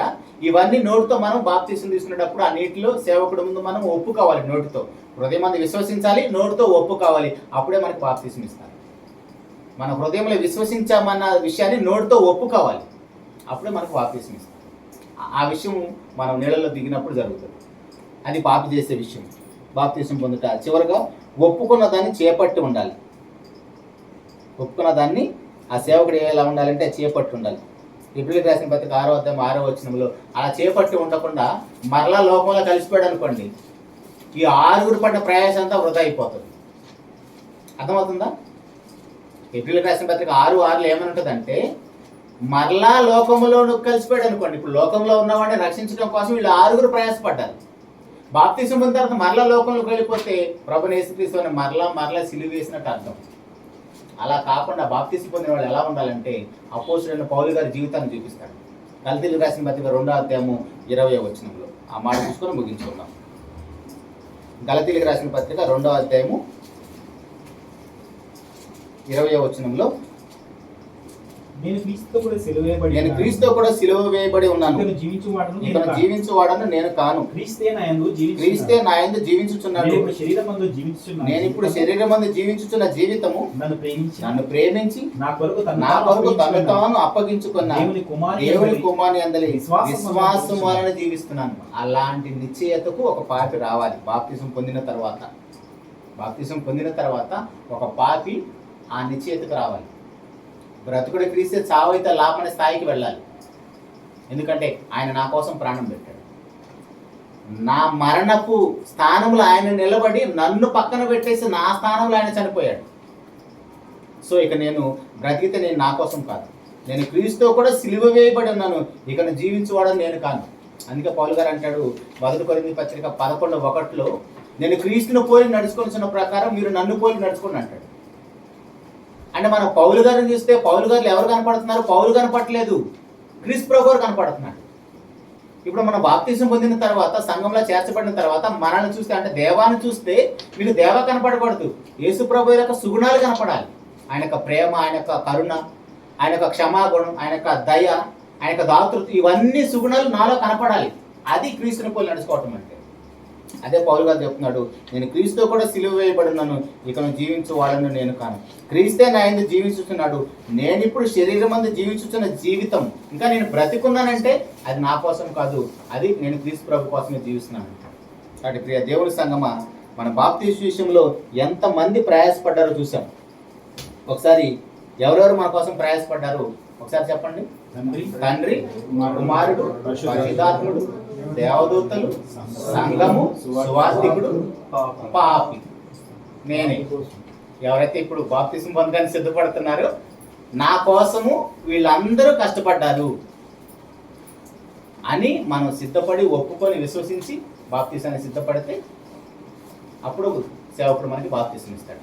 ఓకే, తర్వాత బాప్తిస్మంలో ఏం జరుగుతుంది, బాప్తిజం పొందిన తర్వాత ఎలా బ్రతకాలి అనేది ఇంకా 2 పేపర్స్ ఉన్నాయి. వాటిని ప్రాక్టీస్ చేయండి. నెక్స్ట్ క్లాస్లో వాటిని కూడా విందాం. తర్వాత మనం బాప్తిజానికి సిద్ధపడదాం. చివరిగా అన్నగారు మనకి ప్రార్థన చేసి ముగిస్తాడు.